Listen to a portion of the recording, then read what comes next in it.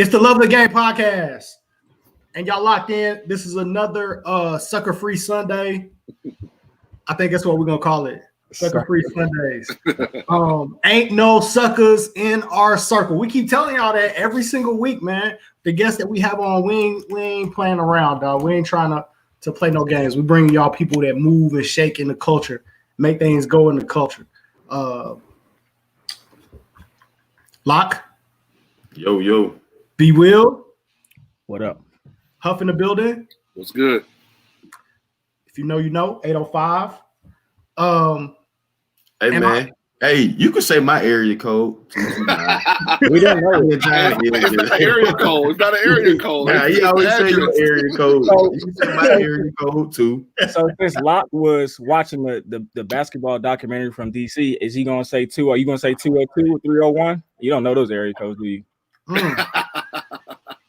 Nah, really. I do gotta put some respect on your city though, Bryce. Thank you. Like, for real. Definitely. Hey, boy. Y'all got some we'll talk about that. Yeah. I can't talk about that too much on air because y'all take it too far. What you mean? Who's y'all? I take it too far. Who's y'all? Comparing DC to Georgia and all that, y'all just go too far with it, Bryce. Like, who's y'all? Are you talking about? How about you and your DC brethren? What you mean? We get it done. Huh? I mean, we get it done. I mean, I wouldn't even compare the two, to be honest, because it's just too much. Too much like what? I mean, it's too much talent coming from both states. Oh, okay, both. I thought you were gonna say just from DC. I was about to jump on Bryce, dog. But the thing about it is, let's look at the size of the state of Georgia versus the size of DC and Maryland. I mean, you're getting more talent for a smaller area than Georgia. That's like saying, look at the size of Texas and look at the size of other states. I mean, come on. Talent is talent. We producing talent all throughout the state, though. I really I wouldn't really argue that because, I mean, to me, it's almost. I mean, let's be honest. That's why Coach is on here. He needs his talent out of Georgia. Yeah. Can't say too many names, I don't think, though, can we? And I want to introduce names before I start. It take because before we know it, Bryce will call in reinforcements. We'll have Dave Dickerson on the phone. Oh nah. We'll be done then. Mark will call, yeah, it's gonna be a thing. But we do gotta put some respect on y'all name, man, for real. That documentary on Showtime was a lot of fun. But our guests for the afternoon, for the evening, no stranger to any basketball circles, man. We got Alabama assistant Charlie Henry on. Coach Henry, what's good? Oh man, great to be here, man. Appreciate you guys having me. Coach, I don't know how many of our shows you watch, man, but this is gonna buckle up, man. We're gonna have a good time. We got some stuff to ask you, Coach. I want all the smoke. Let's go. Hey, when Coach answers, I want all the smoke. That's how I know you watch us, man. We're gonna get straight to it. Coach, we've had a lot of conversations with a lot of people about this G League Pathways program. Now we're all like stabbing and guessing at it because we don't know the inner workings of how that works. But you spent a lot of time in the G League. Matter of fact, as the G League head coach for the Chicago Bulls. Yep. How much can you tell us about this pathway program and what that's going to look like for high school kids that are considering it? Well, obviously, the way. So I've been out of the G League now for 12, 13 months. But when it was initially introduced to us, it's what we're getting now is very different than what was initially introduced to us. We were led to believe that it was going to be guys spread out on G League teams that obviously were going to have a little bit greater salary. Now the salaries took off to even more than what we thought it would be. And it would give them that, that gap year between being draft eligible and and playing in the G League for a year to better their stock and all that, learn their professional games. So initially when I was in the G League, it was, I had some apprehension a little bit. 18-year-old kids, are they really going to be pushing them to be at the forefront? What's the precedence on winning? As far as a pathway program, I struggle with it a little bit, to be honest with you, because I just think, if you're going to go the professional route, let's let them be pros. Let's let them go play on teams, get coached, compete with the guys they're going to be competing. But the exhibition games that I'm hearing where their games really aren't going to matter. I think by and large in basketball, like there's got to be an emphasis on winning and losing and playing games that count. So I don't think playing games that don't count necessarily help someone's development. And then, them all on the same team, that's a little concerning to me too, because it's just, so now you're going to have a team of 18 and 19-year-olds playing against other G League teams. Like that it doesn't add up all the way to me, but, obviously I'm at Alabama now, so I'm a little bit biased. So really might be saying something different. Coach, we talk about it on this show all the time, though. Like, it's a big leap for high school seniors to go play in college at the Division I level physically. Like, so now you're talking about the difference between that to now going to the G League and trying to play and keep up physically with those guys. Like, it's a different level. Not every kid can do that. I think, like, that's the biggest thing concerning me, that they're going to get torched. If that's the case, if you're keeping them, I thought it was the same thing as you, Coach. I thought they were going to sprinkle them in. But if you're talking about all of those kids on one team, how are they not getting torched every night? Yeah, no question. I agree. I've seen good BCS level, high major kids that had great college careers come into the G League and struggle. So to think that, by and large, there's a lot of 18-year-olds that can go in there and play well. There'll always be one or two that maybe the professional game just really fits their game. But I think it's a risky play for most prospects of that level. Because, Coach, you had Antonio Blakely, right? Yes. When you were up there, what was his development like? So I had Blake, obviously a McDonald's All-American. He's probably a pretty good comp for some of the guys.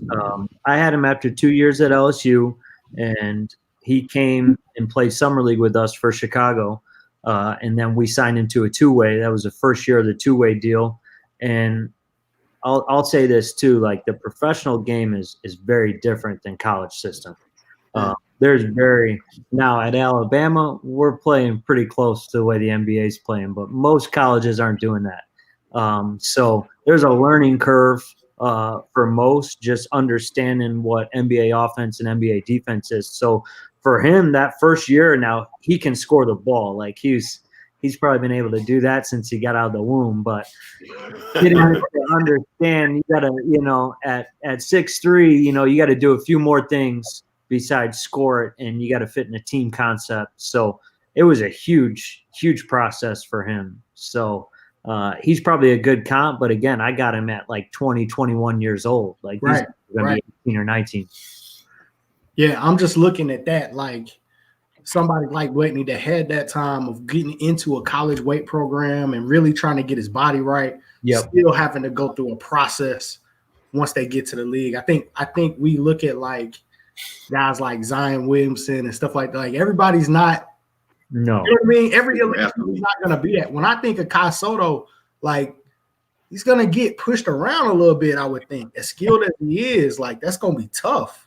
I mean, you got to realize, Dre, like Deontay Maton was in the G League. He was like SEC Player of the Year. No question. So how do they feel like? And this is new to me. I didn't know how it was going to work.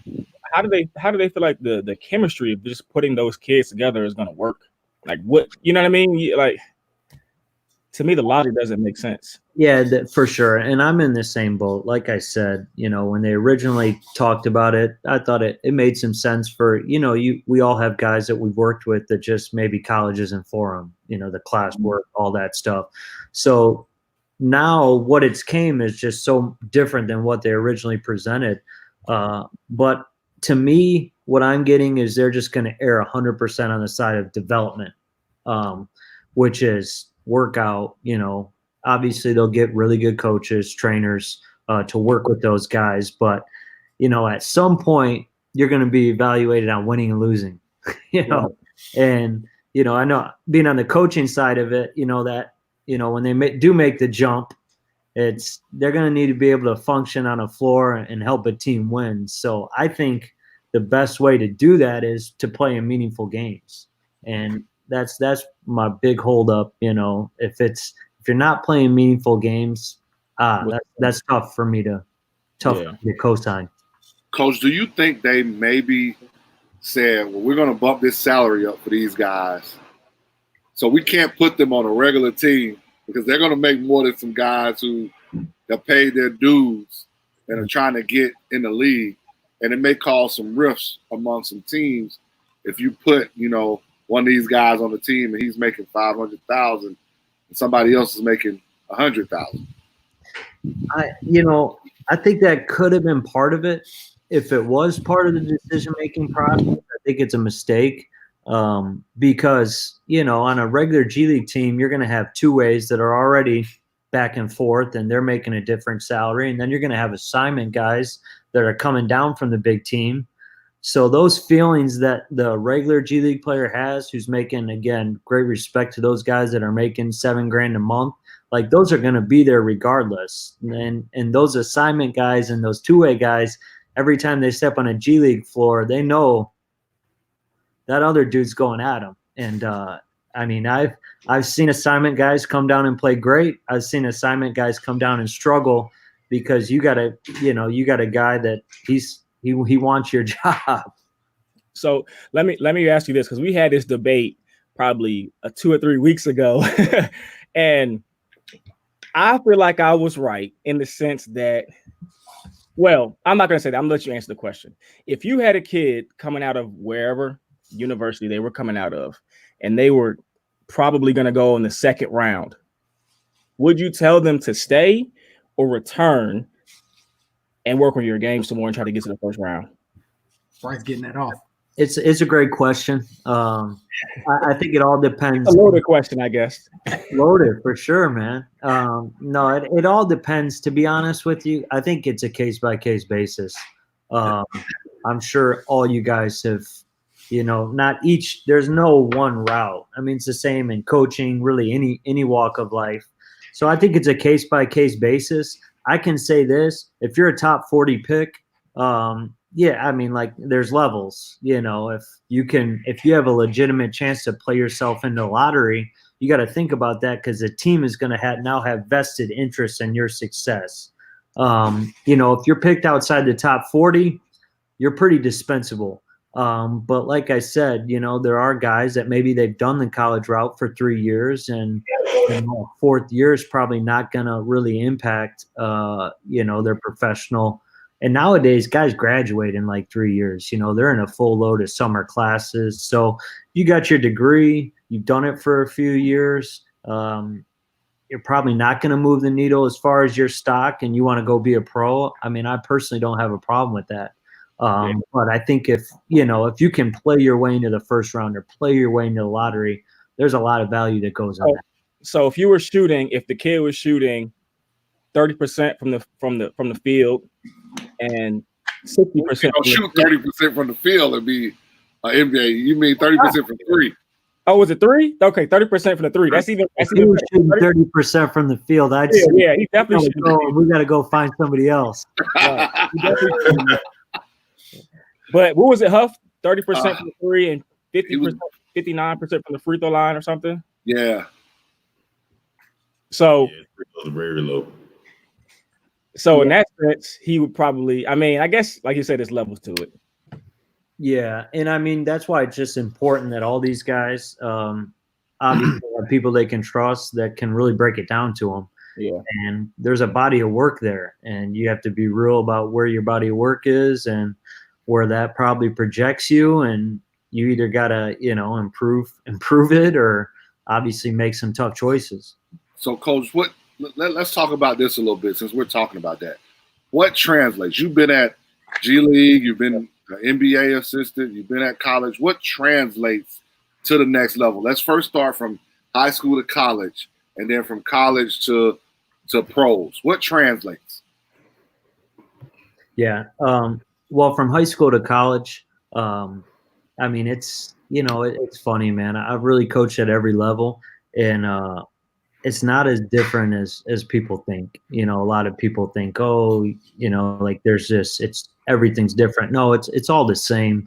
The guys that have been really good for you in high school, the guys that are serious about their craft, that put the extra work in, that are unselfish to the point where team success matters to them, those guys usually turn out to be good college players. And then, good high school programs usually kind of produce some of those qualities with their guys. So, I think we all know what good high school players are. Obviously, the guys that play both ends, to me, those are the guys that transition's easier no matter what jump it is. If you can impact a game at both ends, it's going to make things easier for you when you transition to college, when you transition from the college to the NBA, because that transition now, very rarely are you going to transition into the same role. You're the best player in high school. Small select guys are going to be the best player in college. Like, you have to impact the team in other ways than maybe just scoring the ball or what you did in high school. Same thing in the NBA. There's very few James Hardens. You probably got to do a few other things to get on the floor. Is there a such thing as and this is random, Coach, but do you feel like there's a such thing as like really volumes shooters anymore, or volume scorers in basketball? Because I feel like we're so analytics driven and stats driven that now if efficiency is the thing. Yeah. So all of these high school kids that we see that it's 30 points, but it took me 30 shots to get there. Does that really like? Well, that definitely doesn't translate. Say some names, right? Huh? Say some names so we have an example of who you're talking about. It takes Man, y'all always want to say names, man. Here you go. Here you go. Hey, y'all give me a name. I wasn't even thinking of nobody when I said that. Y'all give me a name. I'm just saying. I'm more so talking about like we go to all of these events, right? Yeah. Games, it's impossible to see every single game, right? Yeah. So when you circling guys that you're gonna come back and see, a lot of times it's based off of how many you get, how many you end up. Like those are the things that we kind of look at. For sure. I think in parents' minds that's kind of what drives it, but I don't know if that's reality. It's a great question. I mean, like the old school, like evaluating guys on points per game or even points, rebounds, assists metric, like it's kind of over with. You're really evaluating on how your team functions when you're on the floor. So those elite scorers, if that's your deal, like you're Lou Will, incredible scorer, Right? Like, you better be incredible. Like, you better, I saw he gave us like the quickest 13 I've ever seen in my life. He checked in at probably 3 minutes in the first quarter. He was playing for the Lakers at the time. Walked out of the first quarter with 13, like got fouled on a 3, drew 2 other fouls, hit 2 pull-ups. Quickest 13 I've ever seen. Like, if that's your deal, you better be incredible. There better only be a handful of you in the world. But for everybody else, like, you got to be able to do a few things, and you got to be able to really impact the team. Is that where you feel like a kid like Kyra Lewis has kind of grown? Like, you saw his numbers start jumping up toward the end of the season. Is that kind of where he's grown at? Like, understanding how to play his game, understanding how to do a little bit of everything? Yeah. If I could share my screen, I'd hit you with a couple of slides. But Kyra was like he was only the 3rd player in the last 28 years to average what he did, which ended up being like 18-5-5 at under 19 years old. Crazy. So Kyra made an incredible jump under us and under Coach Oates this year. And what Kyra has is, when you're at that next level, you're looking for that downhill ability, that guy that can just get by his guy. The Jeff Teagues, the Dennis Schroeders of the world, the guys that can play downhill, get the ball to the paint. But what Kyra has is he can shoot too. And now, if you can come off a pick and roll and stop behind the screen and hit a three, like that's huge for being an NBA point guard. So Kyra has that downhill speed, but he also has the ability to shoot. And then what you saw was like a body of work over the year where he got better as the year went on. And that's why he's probably going to be a lottery pick. Yeah. Hey, man, that's a kid that, to me, kind of came out of nowhere. I mean, when you talk about the NBA draft comparison, it was like one summer he just took off. Locke, that may not have been the case to you, man. I know you know what I'm saying. I just about to say that's old news. I knew about Kyra. He was in the 8th grade. Oh, yeah. all the elite Tigers. They won the Norman Park and Showcase back then. So I've been watching Kyra for some years now. I kind of watched you guys a little bit this year when I had the chance, and it seemed like you guys allowed him to play, and not necessarily. I'm not going to say like get his stuff off, but you allowed him to play his game, knowing that he's pretty much out of there. If you guys don't have anybody else like him, what do you do? What are you guys going to do? Like, how do you change your strategy? Yeah, we're fortunate. Well, one, Kyra had an unbelievable year, and he's a heck of a player. And we did let him play. He's our point guard. He was our most talented offensive player, so he put in his hands. You saw other guys play really well for us too, like John Petty.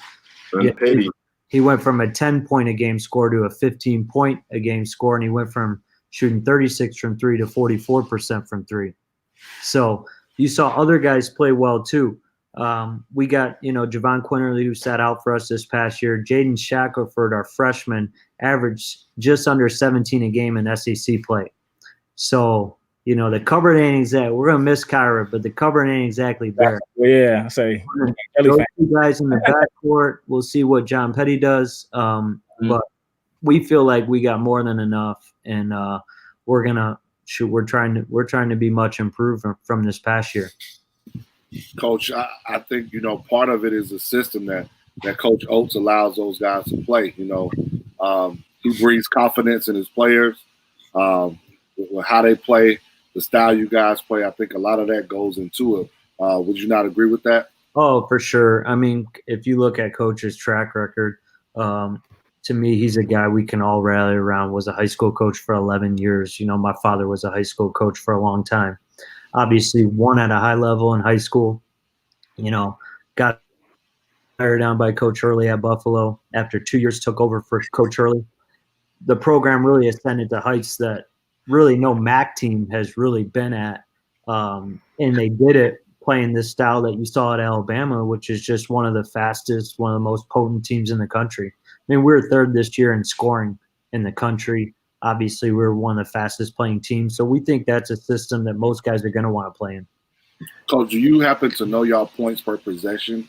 And what does Coach Oates look for in how quick he wants to score the basketball?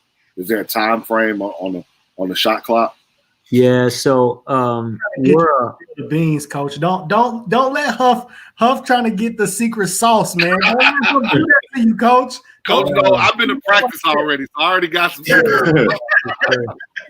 The secret sauce is our points per possession was a lot better when it was in Kyra's hands than when anyone else had the secret sauce.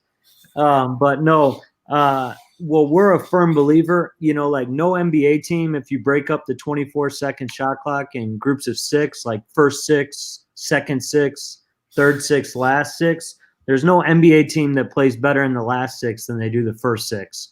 So we want to get the first really good shot we can, and we define what a really good shot is for our team and for our guys. And obviously we believe in the math of the game. Like we want rim shots. We know free throw is just more valuable than a rim shot, but free throws, rim shots, and threes.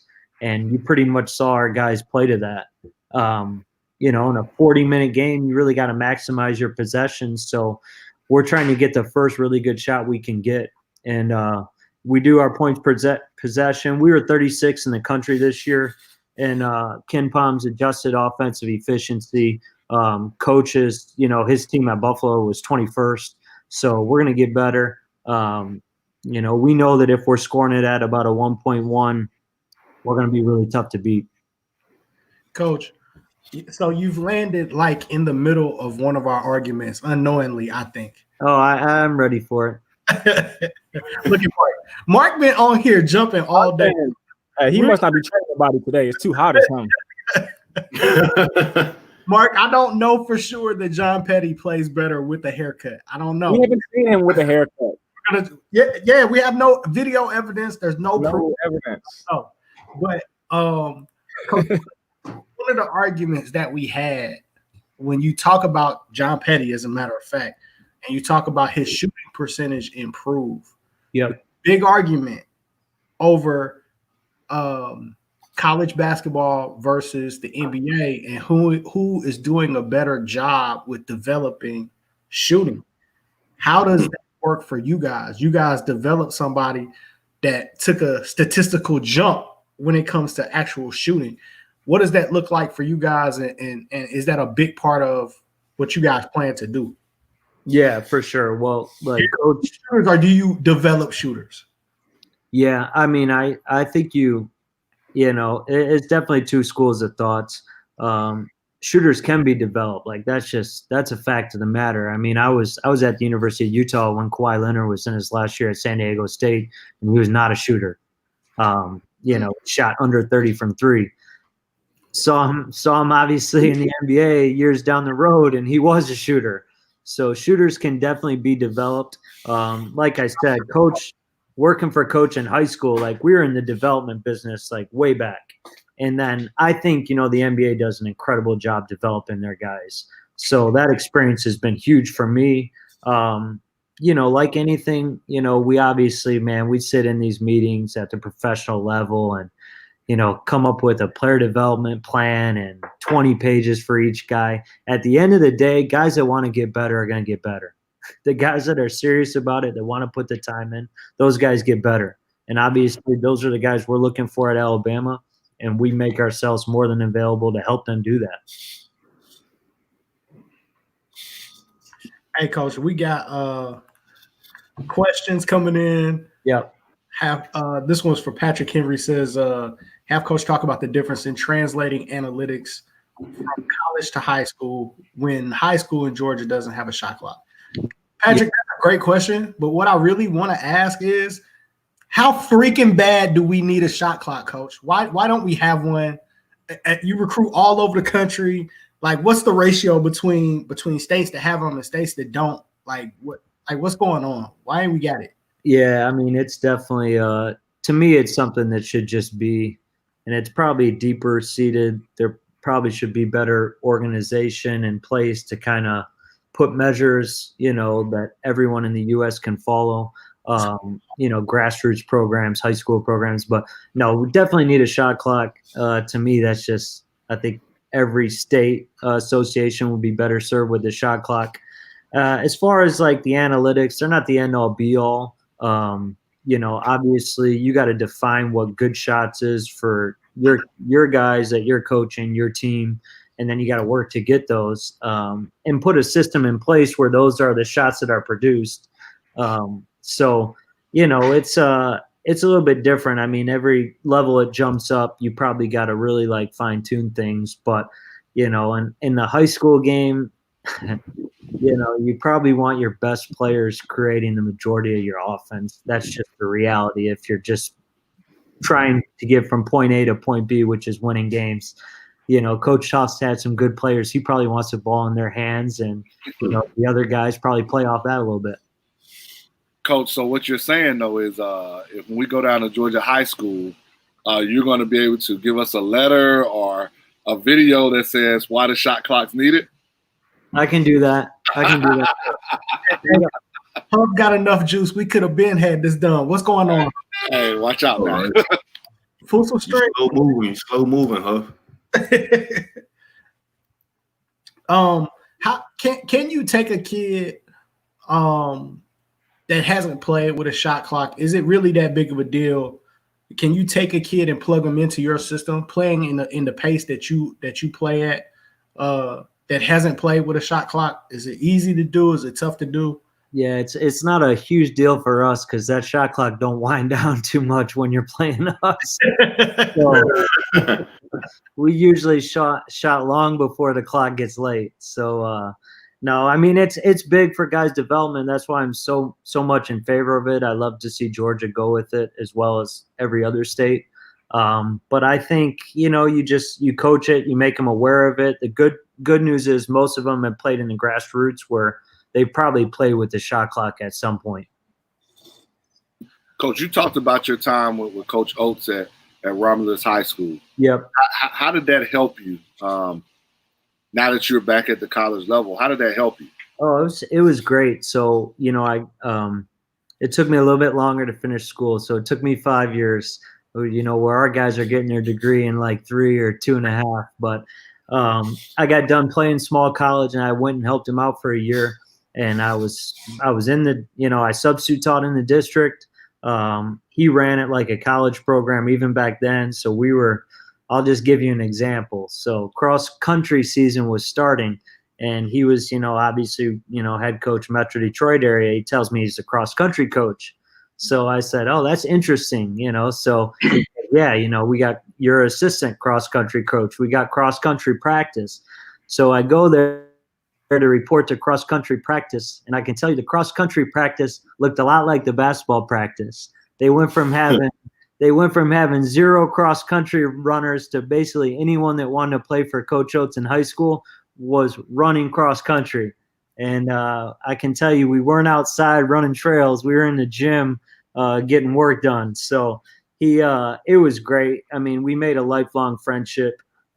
He really, him, Coach Baker, who's now with us at Alabama, they really showed me how to work and what it takes. And then obviously from there, I went to University of Utah, Indiana Pacers, Iowa State, and Chicago, and I took that with me, at each stop. So, Coach, this is what I want to know. What's the difference between the basketball up north and the basketball down here in the south? Oh, it's a great it's a great question. I mean, I asked you, Bryce. I'll say first off, I just couldn't have been. This was my first year living down south. Now, my dad was actually born in Alabama. He didn't live there very long, but this was my first year living down south. So really the first time that I've been immersed in basketball down here, especially at like the grassroots level and whatnot. Now, obviously, you work with other guys, like Bobby Portis was with me in Chicago. So you meet guys from down here and, you love it and all that. I was incredibly impressed with the high school basketball in the South, especially in Georgia and in Atlanta. Obviously the talent speaks for itself. But the level of coaching that I saw was really, really impressive. And it was eye-opening for me to see. I don't think there's as much of a difference. I mean, basketball is such a global game, and then the U.S. is, EYBL circuit or Under Armour, Adidas. I mean, you see these teams going up against each other. So I've been fortunate. Obviously, I'm from Detroit. Now Detroit's took a little bit of a hit, obviously when the economy really, changed 20 years ago, we lost a lot of our players, and there's just less people in the city than there used to be. There was, in the 90s when my dad was a high school coach, I mean, they were pumping pros out. We lost that a little bit. You saw guys like Josh Jackson, they leave the state. So that's been tough on their end. I worked in Chicago for 4 years. You're not going to get Chicago high school basketball to Chicago people is the Mecca. So a lot of you're not going to get very many of those guys deferring. It's obviously incredible basketball, but it's all just, man, it's not as different as people think. But I mean, I couldn't have been more impressed, like recruiting the South for the first time this year. with the level of players, talent, athleticism, and then the coaching, especially, like I said, especially, in Georgia and in Atlanta. So Coach, you said, oh, my bad, Lot. I think somebody might disagree with you about the Mecca, because I know Bryce. I just seen the documentary. Nah, I'm not. I'm going. I mean, all I got to say is no. I will say Atlanta, Georgia, the state as a whole, basketball is next level here. But in my opinion, in my 100% humble opinion, I feel like guard play is better up north. Right or wrong? I feel like the guards in the northern area of the country have a higher IQ. But we're talking about more physically gifted, physically tougher, mentally tougher. Who? North players or tougher than South players? I feel like guard play. This football area. Like so you got basketball. Football players playing basketball. So they're tougher. You saying guys up north? Forget that. Forget the football players playing basketball. Forget that. Why you think they recruit South players from the South? Toughness. Dude.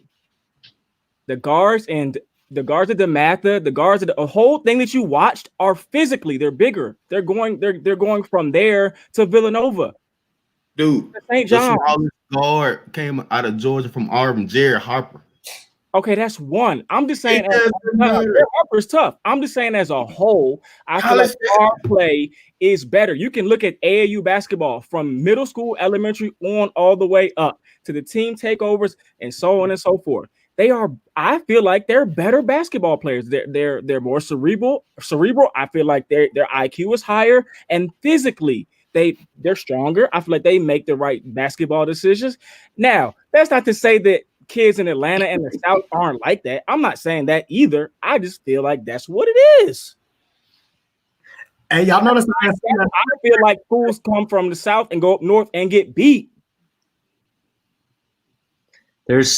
I think we all got to be honest about this certain level of bias probably bring into each of these arguments. Right. I mean, hey, Bryce said that shit with his chest too, man. Bryce meant that, bro. Right. I get it off, Bryce. And I'm not saying guards in the South are not good. That's what I said. No, I'm just saying I feel like guards in DC, Maryland. No, I think they're tougher. I think the total package is there, if that makes sense. Bryce, you know what you just did? What? You just created bulletin board material for your Georgia Canes. Every guard is coming for your neck. That's what I mean. That's okay. That is completely fine. But I mean, that's just the way it is. I can't go. I don't feel like I can go coach some spinners and some 4s and some 5s and master that. I'm not, you know what I mean? There are people screaming at you on TV right now, Bryce. But I'm gonna let you get it off because okay. So I mean, we can look at it deeper later on if we have to. The only question that I'm gonna ask though, Bryce, when it comes to up north, and I'm talking specifically about DC and Chicago. I mean, you could even throw New York in if you want. You can throw New York. You could throw Philly. I think the difference is that what would happen if Georgia decided that all the private schools could just openly recruit and could take whatever money that they wanted to. And I mean, that is a huge difference. Like, what would happen if Buford High School could do what DeMatha was doing? Then it's probably. I think it's gonna change. It might change. Are any of those public schools? Could they come down here and play a game in the DC area? Yeah, could their public schools come down here and play a game? Not very many. No, they can't. Right, they can't come down here and even play a game, dog. Like, can Buford go play Paul VI or play DeMatha or Gonzaga? That happens though. That happens. It happens. Do they win? We get Some of them do. to come up there and Ray play. Torres went up there with Larry and in that holiday class a few years ago and won at the I Mel. mean, if I knew, I would have to go back and look at. I would have to go back and look at stats, but I mean, I know Norcross does it. I know Grayson does it. Miller Grove used to do it with Sherman White. Pace does it. Hey, I'm just gonna say, and you know what I'm saying, for the Cali squad, they took a Georgia kid and put him out there in Sierra Canyon. We set the world on fire, Bryce. I'm not saying nothing about California. I have said nothing about if you would have picked up BJ Boston and sat him in Chicago, he would have ate. If you would have put him in PG County, he would have ate. He would have been player of the year. No matter where you send him, he was about to be player of the year, bro. Of course. I'm just talking about as a whole. What about the kids that are not BJ Boston's, but that are kids that are a step below him? But I think the biggest factor talks about up north, private schools can do whatever. Yeah, so that's a huge. But in Georgia, it's private and public who are getting busy. They have players. It's not just private. Or it's not just. I'm not saying. Don't get me wrong. I'm not saying dudes can't play here. That's not what I'm saying. I just from my experience and from my from like I said, from the younger kids on up, I feel like combo guards, point guards, sometimes threes are better from that area.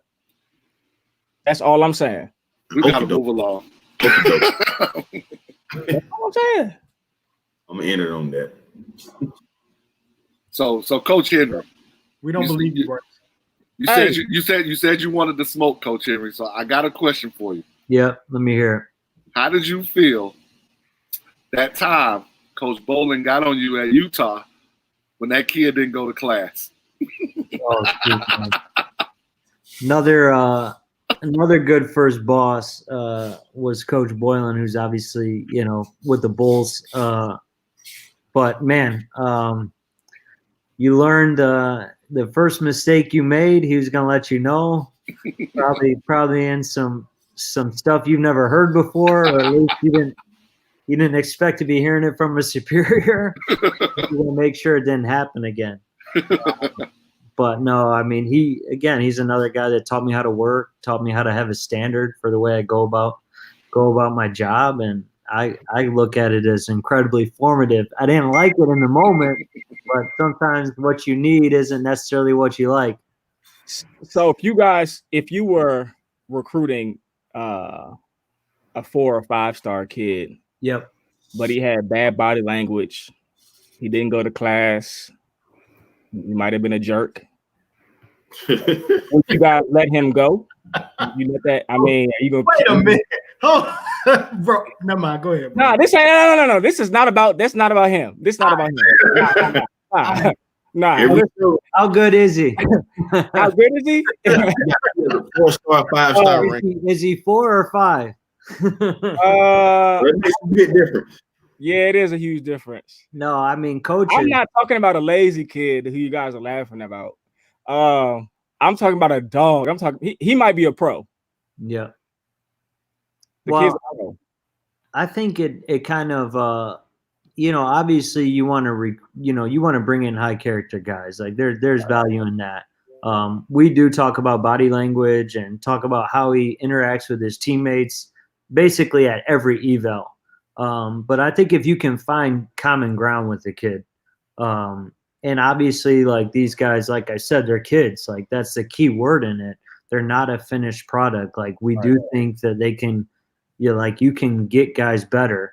Now there's some things that just like we won't deal with, but if he really loves the game and it's really important to him, we will probably start the coaching process early of making him aware of how some of the things he's doing looks, to certain people, why he needs to get better in that area. And, like I said, to varying degrees. Now, if he's just, we're not, just to be real frank, like we're not trying to recruit assholes. Like if none of his teammates like him and his coaches, can't coach him, like that's probably someone we'd move away from. If he shows some immaturity, we feel like that's probably somebody that just needs us, and it needs us to help him.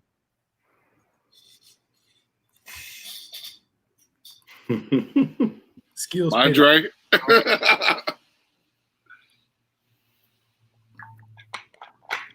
I mean, y'all know how I am when it comes to that, bro. Like, if you got a guy that can hoop, you got a guy that can hoop. You got to ride with your guy to some degree, man. Like, Man, I just know my guy Larry Dixon says you can't have but one or two of them on the team that can be assholes. Yeah. yeah. I mean, but they got to be your best one or two times. So, Coach, did you have any assholes on your team this year? This past season?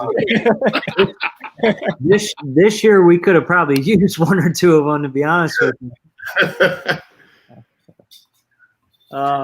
I mean, shoot, coaching the NBA for a couple of years, coaching in the G League.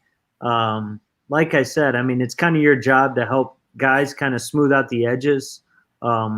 Obviously, really, really cognizant of team dynamics.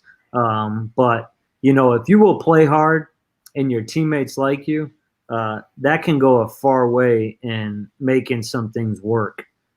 So to me, like, those are big. Like, do you love the game?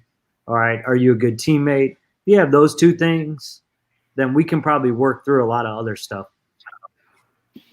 So, Coach, do you have a hard time transitioning coaching grown men? And when you were coaching in the G League, have you ever got cussed out by a player? Not everything, fuck you. I'm going.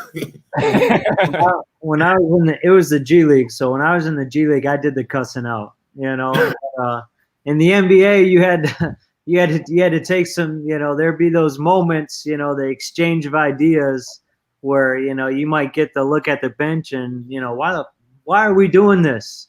In a little bit more colorful words. And you kind of got to pick your battles as an NBA assistant. There's sometimes where you just gotta, So which player? Which player was that? I mean, we had great. We took over in Chicago. I went with Coach Hoiberg from Iowa State. That first year was the last year of the Derek, Jimmy, and Joakim team. They had won 50 games the year before. We went 42-40. So it wasn't a good year. The win total went down 8 games. Now I think everyone that understands that was a team they were going through a transition, coaching staff for, obviously Tibbs is a great coach. So it was going to be hard to replicate that no matter for anyone. But it was also a team that was in transition. We had a lot of older guys. NBA guys, man, I'll say this though, like even being a younger guy, like coaching guys that were older than me, Kirk Heinrich, who's now out of the league, but had an unbelievable career. Mike Dunleavy, assistant GM in Golden State, like those guys were older than me. Joakim was probably right around my age. You don't normally make the NBA, have a great career and stick for a long time if you're not a good dude and if you don't respect coaching. Now, with that said, like these guys want to win, and there's going to be tough moments. Joakim, he wants to win, so he's got a pretty strong voice for offense, especially defensively. So he's going to ask, like, why are we doing it this way? And you better be ready to tell him why you think we need to do it that way. So, and then obviously Derek's soft spoken. Derek's just an unbelievable person, great dude. Derek's more likely to be quiet if he doesn't agree with something. And Jimmy's a headstrong guy. So you're definitely going to have to be on your stuff if you're coaching Jimmy.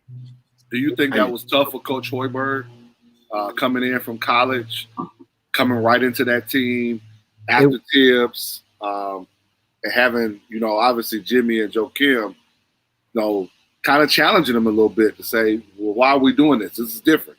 Yeah, for sure. No, it definitely, I mean, I'll say this, like the NBA is, it's the highest level of basketball. I think we all know that. It's the highest level of coaching, just unbelievable coaches, in that league. You learn from the players. Coach was in college for 5 years. He had played in the NBA for 10 years, been in the front office, but coaching's a different animal. So you gotta learn from the players. Obviously you're going to take, it was like other guys like, Brad Stevens, when he went to Boston, they weren't really expected to win much his first couple years. So he was probably able to learn, grow, and develop and not necessarily be under the same microscope as some of the other coaches like Coach Hoiberg and maybe like a Coach Donovan who had to step right in and coach, Kevin Durant and Russell Westbrook. So it's there's definitely a learning curve as far as, being on the coaching side of things for the first time. So, Coach, when you got to Chicago, did you say to yourself, I'm not helping Joeem shot? Did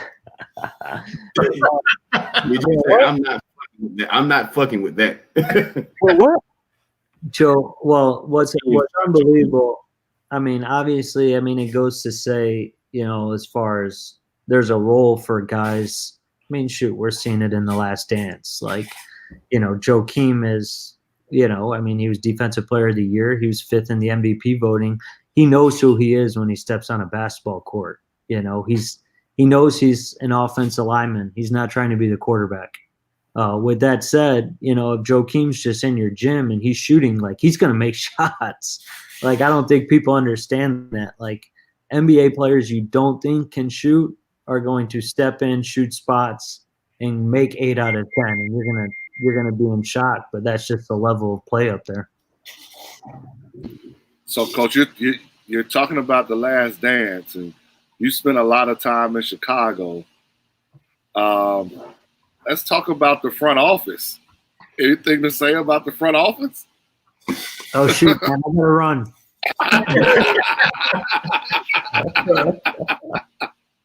Oh, I mean, it's obviously 4 years there, 2 as an assistant on the big staff, 2 as the G League head coach. A lot of good relationships there. Obviously 20 years ago, in The Last Dance stuff, I mean, we've all kind of it's been brought to the forefront, the issues that were there, and it's really sad, to be honest, when you look back. A team that was so decorated and so much success that they couldn't find a solution and couldn't keep going. But on our end of things, I mean, we just didn't, we didn't win enough. And it was, it's the NBA. Some teams are built to win now. Some teams are kind of stuck in the middle, and then other teams are developing for the future. So very rarely do you have a team that's not built to win in the NBA, because it's a player's game, and you got to have a few really good ones, and that's when the great coaches make their mark. Coach, I saw that when you were the head coach of the G League, that Randy Brown was a part of your staff. Yep. Did Randy tell you any? I didn't like Randy Brown as a player, just for no reason, Coach. When I saw that, I was like, damn, I've been hating on Randy Brown all of this time for nothing. Yeah, so when he was actually, so RB was on staff when I was an assistant there, RB and Pete Myers. So the way it worked is we had 3 on the bench assistants and 2 of us behind. So I was one of the 2 behind, and then Pete Myers and Randy Brown were on the front of the bench, along with Coach Boylan, obviously, for Coach Hoiberg.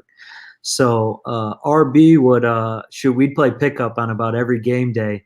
And again, testament to how good those guys are. I mean, RB used to, he still give the business at 50 years old. I mean, he'd get to his spots, and his mid-range game was lethal, which is, it's funny because as, an NBA player, he was really a defender, energy guy. But then, he'd go out there and play with us, and he was, best player on the floor, and he was a scorer, and we couldn't stop him. So, I mean, I'll say this. I worked in Indiana for a year, got a chance to work for Larry Bird. Now, didn't work closely with him or anything, because that's just not the way it worked. But Larry, you never felt comfortable around Larry. He's very quiet, and he kind of just goes about his business. So as working in the video room, you're never going to feel comfortable. You're going to say hi if you locked eyes, and that was about it. We were getting ready to play Charlotte, and obviously with Randy and Pete being on staff, we're in the coach's locker room, and Michael walks in unexpected. So me, of course, like I'm man, I mean, it's a moment for me, you know what I'm saying? I'm like, oh shit, you know, he's coming in, and you know, the difference with Michael was like he instantly put you at ease, you know, whereas it's just a different, you know, a different way about themselves, none good or bad, but he came in and he started busting on Pete and Randy, and we all kind of started laughing, and he said, you know, Fred, make sure you're making these guys actually do some work. And you know, we all laughed, and you know, we shook hands with him, and it was, you know, it's a moment that I'll always remember, because he's, you know, he's obviously the greatest of all time. So those guys were always telling stories about the way things were and whatnot. You know, Pete was his line was always, there's a double standard up here, you know, like I played with Michael, there's a double standard up here. You gotta tell Randy, my bad, man. I've been hating on him all these years. RB's a good dude, and he can still play. So I'll definitely let him know.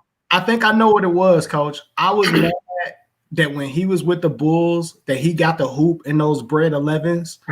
He always wore those patent leather 11s. I was heated for no reason, bro. Just jealous. They came out last Christmas. You could have got them. And then you could stop holding grudges on him. I bought my son some. Man, I can't hate on him, but yeah, I was mad at Randy Brown just for nothing, man, for no reason. So, Coach, you telling me there was no conversation when you were running the treadmill next to Larry Bird? Like nothing. Like you didn't say a word. No, it's just he's you know, and again, not in a bad way. He's pretty quiet with everyone. I mean, shoot, I got a lot of guys that are there now. Doug McDermott's a good friend. I worked with him in Chicago. Naz Long, I coached at Iowa State, was their two-way. Jakar Sampson, I coached in the G League. Justin Holiday, I coached in Chicago. You know, even with the players, he's not. It ain't one of those deals where you know, you're gonna see him, but you're, you know, probably not gonna hear from him a whole lot. And you know, it kind of carries a certain mystique with it. So right. I had no problem with it. I wasn't, you know, it wasn't my job to converse with Larry. I think I can read the room and fall in line. Gotcha. Did you ever see Larry shooting? You know what? He shot one time. Wow. And the ball kind of bounced over to him. I think PG and Danny Granger were at the bucket, and he kind of, you know, took it back, and I'm a lefty, so I can't. But he took it back behind the head, and you know, banked one in, and then after he did, he was in pain. So that's something you don't think about too, man. You see the guys that have played so long, and you know, they carry it. You know, Kevin McHale, when he'd call our games, you know, you'd see him. You know, you'd see him in and out of the arena, and those guys are warriors. They did it a long time. That's why they mad at me, Coach. They mad at me because the whole inside joke around Karl Malone is me saying that Kevin McHale was better than Karl Malone. That's what the inside joke is, Coach. We're probably getting ready to watch the Mailman Don't Deliver on Sundays episode. I think I don't know if it's so much of Kevin McHale better than Karl Malone, but he don't respect Clyde Drexler. That's all I'm gonna say. He don't respect Clyde Drexler. Here we go, man. I do. He didn't have a pair of shoes the whole time he was in the league. I know that. Oh. He doesn't know people off their shoes, partly. The worst thing that could have happened to Clyde is the worst thing that could have happened to anyone. He had to be compared to Michael. Facts. Yeah. Tough life, man. That's a tough life. Coach, you were at Chicago during the Zach LaVine era too, right?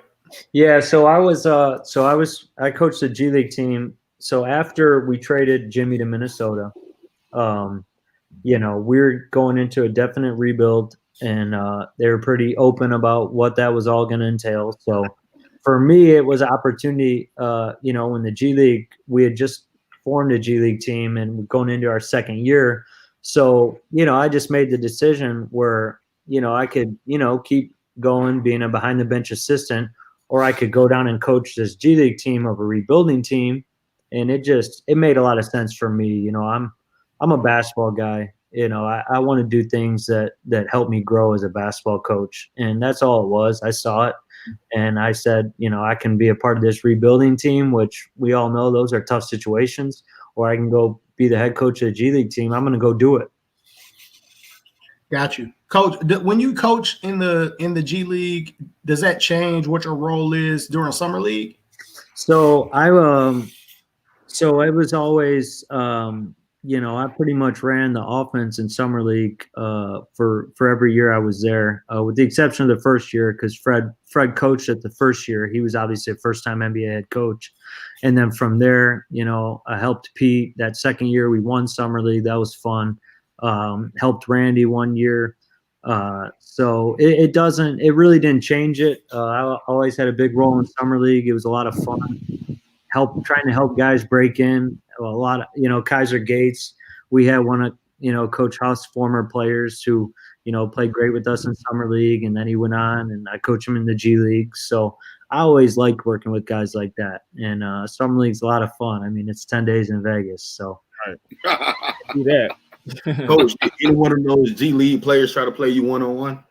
No. That's a setup question, Mark. We know. Right. So it's actually funny. So my assistants, I had former players as assistants. Gennaro Pargo was with me both years, and if you remember JP's a bucket. Yeah. So and JP loves to play. He's now an assistant for the Trailblazers, but he'd be hoping that we had a guy or two down so that he could suit up and play with our guys and be hitting step backs and taking all the shots we tell our guys not to take. I get caught running plays for him, with the second unit rather than running it for my guys. But yeah, we had him, Henry Dahmer can't. So there was one time, and we were on a brutal West Coast trip, and a big team had called up our two ways. We had no assignments, down a couple bodies.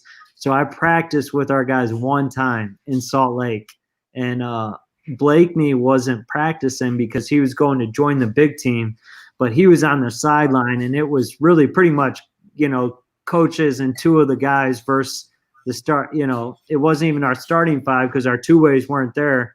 But Blake was on the sideline, and anytime I made a play, he's like, "Man, you can't let Coach do this to you guys." Now, I didn't do much, but if I made one pass, like one pocket pass, he'd be like, "Come on, fellas, like that can't happen." So we had a good time with it. I saw him play against the Lakers, Alonzo Ball. Yep. He is tough, man. He's good. Was that when he dunked on Julius Randle? I think so. Yeah. He's tough. We got Mark Edwards in here. He trains everybody. Tim, he the new Tim Grover of Atlanta. Coach, everybody and their mom. You spent all this time around this elite level talent, right? I feel like if you make it to the NBA or even around the NBA, you got to realize how elite you are at that point. Small percentage of people in the world who play the game can make it to that level. Tell me your thoughts on this kid, your incoming kid, Joshua Primo, and how he compares to some of the guys that you've been around throughout your career. Yeah, no, we're really excited. Obviously, I can talk about him because he signed and all that. We're really excited about Josh Primo. I don't want to weigh in on the debate that was going earlier, but there's just good players everywhere. He's obviously from Mississauga, Ontario. He's very young, similar to Kyra's situation a little bit. Could have been a 21. Decided he was ready to come out in 20. What he has is great size for his position. He's 6'5", 6'6". Obviously, he's got to develop, his strength. That'll be big for him going forward. But, at 6'6", and he's a guy on top of it that can dribble, pass, and shoot. So that's really what we're looking for. To be honest with you, we'd love to have 5 guys out there that we feel like can dribble, pass, and shoot. But, you got to have, your point guard, your combo guard's got to be able to do those 3 things. And he can do those, and he can do it at a high level. And he's a really, really good young player, and we're really excited about getting him here and obviously helping him get better. I know that's not something that you guys think about too much. You probably would like kids to stay as long as possible or as long as they need to. But do you feel like he has that potential to possibly be one of those next kind of one and done guards or two and done guards where he goes on to the next level and makes Yeah. a big Yeah, I mean, you don't necessarily. I mean, I think we all got to be careful as far as putting that. Especially I'd say like especially the one and done label, because like a Kyra Lewis, like what's wrong with being in college for 2 years? Making a jump your second year. Right. I mean, shoot, John Morant went second in the draft. He's next to Zion. He's a rookie of the year candidate, and he was in college for what 2 years. So you don't ever necessarily want to put a timeline on it, but he definitely has the potential to be in the NBA. He has the potential to not be in college for 4 years. It's our job to help him reach that. So we, not putting a timeline on things, but he definitely, if he attacks it the way I think he's going to attack it, and he's got a great father, great support system. We're obviously going to be there for him. We're going to help develop him. And I think he's a guy that 100% can do those things. Can you touch on Javon Quinterly's, I guess, maturity? If he's changed over the year sitting out, the Jelly Fam situation, like what are we gonna see from him like in the future? Yeah. So I didn't know, believe it or not, I didn't know much about JQ. When I was in the NBA for 4 years, the NBA and the G League, I just, you're kind of doing your job up there. Right. So my first experience with JQ was obviously, going into the transfer portal. Our assistant Brian Hodgson did an unbelievable job recruiting him as well as Primo. And so I really didn't. My interactions with JQ started once he came into the fold at Alabama. But I think he's going to have an unbelievable year for us. I think he found the perfect fit playing for Coach Oates. A coach that wants to give you a lot of freedom, wants to get up and down. That's one thing. Obviously Coach Wright at Villanova, Coach Arcidiacono in the G League, a ton of respect for those guys. They're the gold standard almost in college basketball, having won 2 in the last several years. But we are going to play much faster than Villanova played, and I think it's going to help. And obviously, I think JQ having a year to sit out, reflect, as tough as it is, figure out what he needs to do on his end to have the type of year that he wants to have, I think's been really good for him. And I think you guys are going to enjoy watching him. He's going to be a lot of fun to watch, and we feel like he's going to have a big year for us. Yeah. I mean, I saw the video he posted, and he seemed like he's really.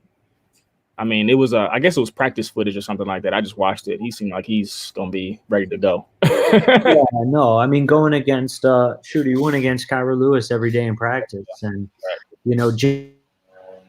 Kyra's got that God-given like speed, like Kyra's fast, whereas JQ maybe doesn't necessarily have that. So he's had to learn how to, do other, get into guys' body, and he's really good with that. Getting an advantage on a defender, maintaining the advantage, keeping him on his hip. So they both kind of learned from each other. Kyra necessarily didn't know how to do that stuff because he never had to. It was just, I'm faster than you, I can go by you. But he kind of saw some of the things JQ was doing, and obviously JQ got better having to try to stay in front of Kyra every day. So it was really a good year for both those guys going against each other every day in practice. So playing fast that's an understatement. Y'all scored 90 to 100 points like 10 times this year. Beat Auburn one time and almost beat them another time.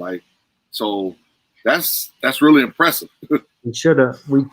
Oh man, that second game, that was a tough one. It was really a great college game. It was awesome being back in college and being in that environment. It's one of, the college game has beauty in its own right. NBA game does, college game does. That was just a great college basketball game. Obviously, we had a lot of fun at our place where, they came in undefeated, and, we played a great game. So our guys were ready, and they wanted it. So, Yeah, I mean, I look forward to many more games with those guys. I think we do play an incredibly entertaining style. I think it's a style a lot of guys want to play in. What's the outlooks on next season, Coach? Like we understand that we got these new pieces that you have to integrate in. Like we talk about coaches. We've been blessed enough to have a few coaches from the SEC on and we always talk about like the difference between a win or a loss in the SEC is like 1 or 2 possessions in almost every game. Like what types of things are you guys looking forward to next year and then trying to establish yourself in the SEC? Yeah, so we were 8-10 in the league this year. We were 3-6 in close games. So, you saying that the margins really, and when I say close games, I mean games decided by 5 points or less. Sure. So yeah, it's the margin's really thin. We feel like we were right there this year. Unfortunately, we didn't take advantage of it.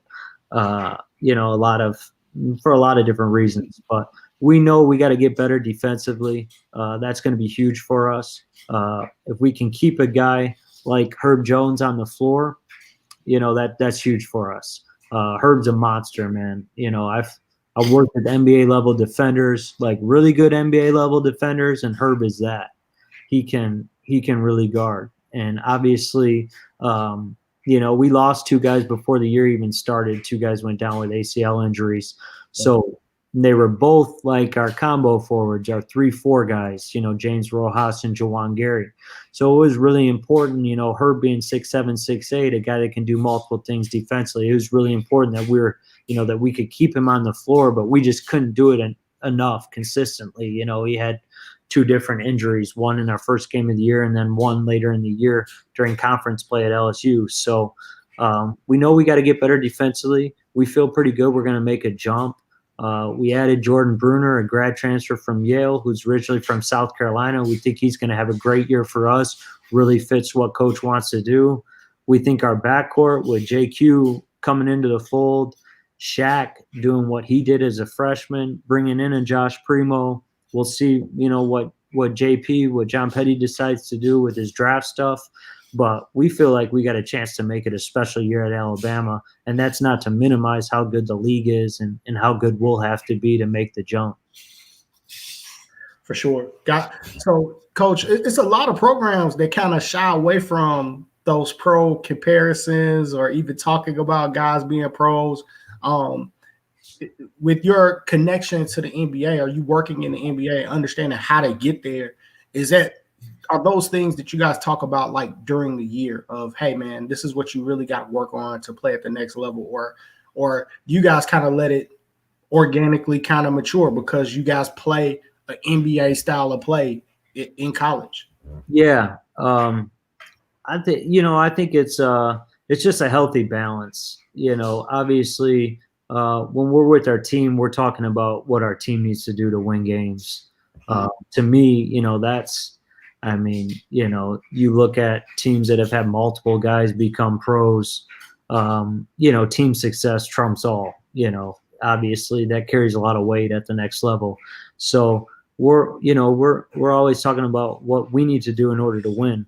With that said, we don't shy away from our guys want to be NBA players, and not all of them are going to be NBA players, but we don't shy away from talking about it. We don't shy away from talking about it with current guys. With Kyra, multiple conversations like, hey man, you got to grow your voice. Next year you're going to be trying to lead grown men, and it's going to be even harder than it is here as an 18-year-old trying to lead juniors and seniors in college. So you have to grow your voice. We had those conversations with him. We had those conversations in the recruiting process because, these guys want to be NBA players, and there's nothing wrong with that. I agree, Coach. They, to me, I think guys lose guys when you don't want to have that conversation. When they're trying to chase their dream, they got to know that you got a plan for them to be able to accomplish it, or basically how how their role contributed to team success is ultimately gonna lead them to their dream of playing at the next level. I think guys when they can't do that. Coach, do you show edits to guys or guys you think their game is similar to, maybe in the pros? We do all the time. We show edits of on an individual, aspect. Show it to guys that we think they can something from. Obviously, comparison's sake, we also show our team NBA edits. A big one this year was we did like switch attacks. We thought, from having studied the NBA, and we thought the Utah Jazz were one of the best teams at going at switches with not necessarily maybe a roster that was built to go at switches. So, we sit down, we show our guys some of our switch attacks, which at the time needed to get better. And then we show our guys the Utah Jazz attacking switches and getting the ball to the paint, spraying it out, making an extra pass, playing the 0.5 game that we talk about. So we're always showing individual edits to guys, in-team edits, and we're trying to steal from the NBA and doing that all the time. I like it, man. We get to have basketball talk, man. We don't want to duck that NBA talk. I never understood that, man. I've heard coaches accused of like a guy. It was said anyway. I can say it now because Donovan Mitchell in the league, it don't matter that Louisville locked Donovan Mitchell out the gym when he was about to declare for the NBA draft. They didn't want him to leave, man. I never understood that, man. To me, like the more guys that you get to the next level, to me, that goes a long way with the guys that you are recruiting currently. What is it about recruiting that is so hard for NBA guys normally to do? You guys have been able to do it well. What is it normally about that recruiting grind that some NBA guys struggle with? Well, I'll say this. The lifestyle in the NBA and the lifestyle in college is very different for a coach. In the NBA, my wife will joke because when you're an NBA assistant in the off season, you're not really on your phone. You make calls and whatnot, but guys, you work with them and then they kind of go do their thing in the summer and they talk to their agent and you shoot them texts periodically, but the college lifestyle is just all consuming for a coach. You're always on your phone. You're texting, you're calling, trying to figure out stuff to text and call to stay in touch. And it's I think for an NBA guy who's used to having their summers off, and obviously the great coaches build relationships no matter what level they're at with their players. But in college you're building relationships with. It takes, for each guy, it takes a team collaborative effort. So you're not just, building it with the player, you're building it with mom, dad, and those other influential people. And those are current players, and you're doing the same thing with recruits, and you're doing the same thing with each class. So it's really an all-consuming deal, which I think is an adjustment for guys that are coming from the NBA. I want to play some AAU bingo with you, Coach. You're gonna get me in trouble. Have you ever cooled off on recruiting a player because their parent was crazy? The majority of parents. I recently became a parent for the first time, so my son's 2 months. Yeah, thanks. He's still in the NICU, but we're working on getting him home. I think it's going to make me better just to understand that attachment, you have to your own kids. And I know with my mom, my mom thought I walked on water, and I didn't walk on water. But it's just, those, you have a special attachment to your kids. And the vast majority of parents, I've had the privilege of working with, of course they have that, but they're just good people and they just want to see their kids succeed. Obviously we know that there's, I don't think it's the norm, but there's always one that probably is too wrapped up in the basketball side of things. And, the thing that parents just have to understand is it's a process, and, they can't, we got to be more concerned with our kids being good people than we do them being good players. Because, that's just, at the end of the day, it's basketball. And, teaching them how to be good people is going to carry way more weight than teaching them how to be good basketball players. So, Coach, when you're recruiting a kid, what's the worst meal that a parent fits you? What's the worst? I'm sorry, I missed that. What's that? That you had from a recruit's parents? When you're recruiting a kid, yep, your parents cook for you. What's the worst meal you had? Oh, shoot, no. We don't. I mean, we take obviously once we get them officially on campus. I mean, we take them out to all the best places in Tuscaloosa. So I can eat whatever. We really haven't done the in-home visit where parents cook for us.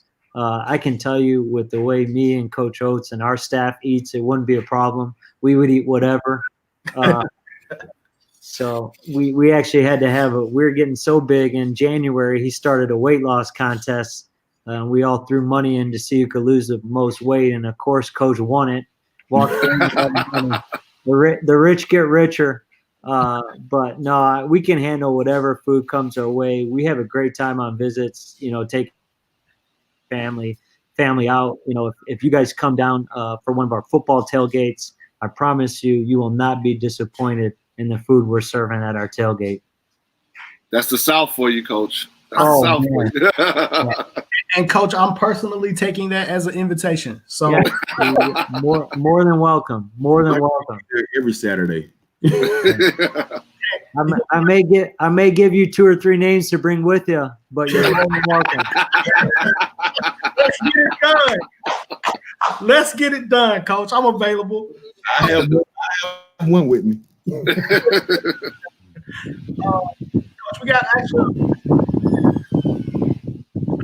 Robert Cowherd, great player 2022. Yeah.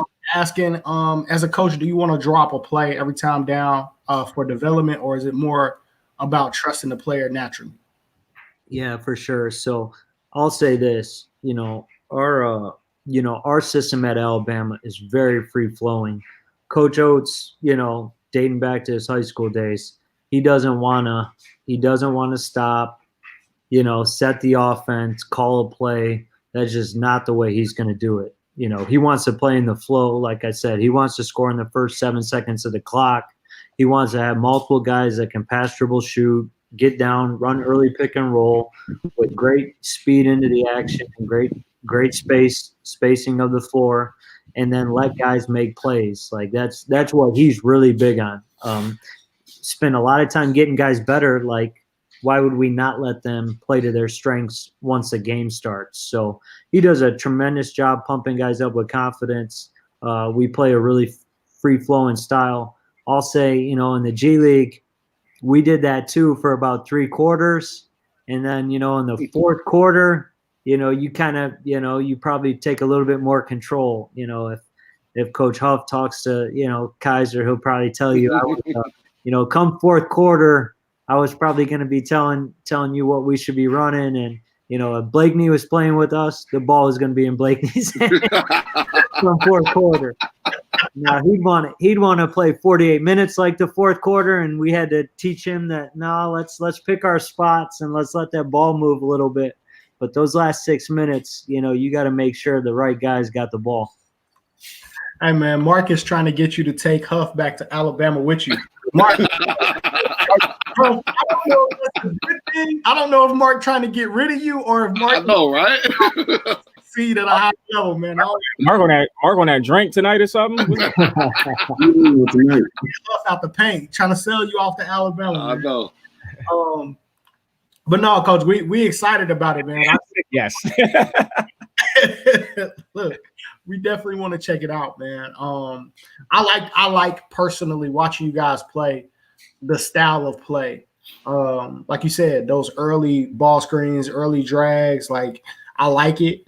And we asked this question on the podcast before about at the rate that y'all shoot threes. Yep. We were actually talking about Auburn at the time, but do we feel like that works at every level of basketball, or can it work at every level of basketball?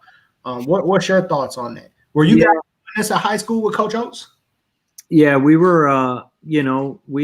Coach was always, we like threes, but we love layups. He wanted guys to play downhill, get to the rim, and then obviously versus the good teams, that pull over and they're going to probably make you spray the ball out and take some open threes as well. So he's stayed pretty true to that. We were a little bit heavy this year on the threes. I think going forward, you'll see us be a little bit more balanced. We'll probably have more guys that can attack the rim. I mean, you saw Kyra Lewis, he lived in the paint. Some of our other guys, like we're trying to develop that with them as well. Shaq's got that potential. He's obviously a lethal three-point shooter. John Petty's a lethal three-point shooter. Alex Reese was a stretch 5. So we kind of had a unique team where we shot so many threes. I think you'll see us be a little bit more balanced going forward, but we're always gonna take a lot of threes. We may not be taking 59 of them at Auburn. We're always gonna take a lot of threes.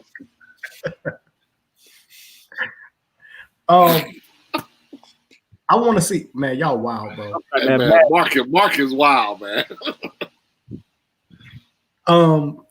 So guys, I think we getting toward that time, man. Y'all want to show some kids? Let's do it. Hold up. I might have to step off if that's the case. I don't want to break any rules. So no, we don't want to get you in any trouble, Coach. We typically during every podcast, we had kids that were looking so forward to putting their skills on display for 2020. They didn't get a chance to do that due to COVID. So we try to show some highlights on every podcast and talk about a few kids just to give them that additional exposure, since we got a lot of coaches that watch the show. Okay. So you can stop your screen, Coach, if you need to. If you need to, you can stop the screen. You can mute yourself. However you want to do it, Coach. We can get you done, man. It's all good. Okay. Compliance is that's. I didn't miss compliance when I was in the NBA. I don't need them. I don't need them calling me. I don't want to break any rules, so I don't want to get anyone in trouble. So. No, and especially with Mark's comments on here, man. We'll show Mark's comments after we get you off, Coach, for compliance reasons. We'll make. Hey, Mark, you're a wild guy, man. But Coach, we definitely, man, appreciate the time with you for sure. Wishing you guys the best at Alabama. I'm actually hoping. No, I can't hope that. But I would like to see Kyra Lewis come back and play with the current group that y'all have. Man, out of there. Be fun. Hey, if they had workouts and going on this summer, I think John Petty would have left. Yeah, I mean, as much as you love to have Kyra for one more year, shoot, man, he's doing what he's supposed to. He's where he's supposed to, and we're really happy for him and extremely proud of him. So I appreciate you guys having me on, man. It was fun. It was a blast. I hope I didn't duck any smoke. No, you did, but I can't let you go without giving me one Kaiser Gate story. Oh my gosh, okay, you want to talk about a guy that will take some threes now? Shoot. I don't think they let him shoot him at Xavier, so he came down. You'd have thought he was Ryan Anderson. Huff ain't let him shoot. He just made him rebound and outlet. I let him shoot it at State Friends. That was a skill he had. I had to pick and pop, baby, pick and pop. Yeah, we the first time he took like a step back off the dribble one, I'm like, Kai, nah, that ain't you. Catch and shoot. Yeah. He learned that shot from Huff, Coach. Oh, I didn't do no step backs now. Wait a minute. Andre, pull up Huff's highlight he had in the student game. He posted about a couple months ago. Now, that was my step back. I can do it, man. That's who he got it from. The hardened beard to go with the hardened step back. Damn. Hey, there you go. Appreciate you, Coach. Yeah, no, I appreciate you guys having me. Thank you, Coach, man. Appreciate you, man. Yeah, for sure.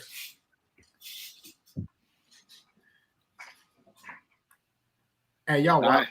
Hey, man, that man said we were the 90s UNLV. Hey, Mark, I love St. Francis, but 1990 UNLV was. Hey, I sent y'all that Larry Johnson, man. Woo. Hey man, he take a jump shot. See, he got to New York. Hey man, they tell about you in here, Huff. You need 300,000 in a Benz truck. That's the going rate for you, Huff. No, sir. Is that what's happening in these streets? Hey man, wow, this Mark, man. Look at Mark out here wilding. That man said you can lease him the Benz truck. He's on every comment. Nobody else can comment. He's wilding.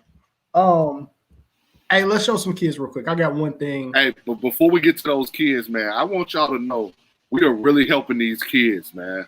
I got word today that 2 kids we showed at the very beginning, the big kid from Brookwood and Trent Gordon both committed to Gordon State yesterday. That's what's up. This is in Lawrenceville. Yep. The one from Washington and the one from Osborne end up getting like, you know, the one from Washington got a whole bunch of offers, and the one from the point guard from Osborne ended up getting an offer probably like a couple of days after. So what we're doing is working. Yeah, for sure. BJ Raspberry committed to school not that long ago too, man. So definitely good work. Y'all gonna be mad at me today. I only got. Then you going first? Then we're gonna be mad at you. Y'all gonna Get you out the way. Yeah. Only because the kids that I'm showing don't necessarily need recruiting help. Come on, man. You kids that I like, man. I'm just shouting out guys that I like. Gotta show love sometime, man. All right. We wait. Who you got? True gem, dog. I can't bring them on here if I can't find a true gem. So I just shout out guys that I like. Mondre got 2020. No, bro. No. And as much, the crazy part is I watch a lot of 2024 basketball. I just don't Ready for that. Yeah. Not until you get to high school, man. I don't really talk about guys before high school, but I'm gonna talk about 2 kids today that I like that I just feel like should be mentioned more often. Even though they're mentioned quite a bit, but especially this first one.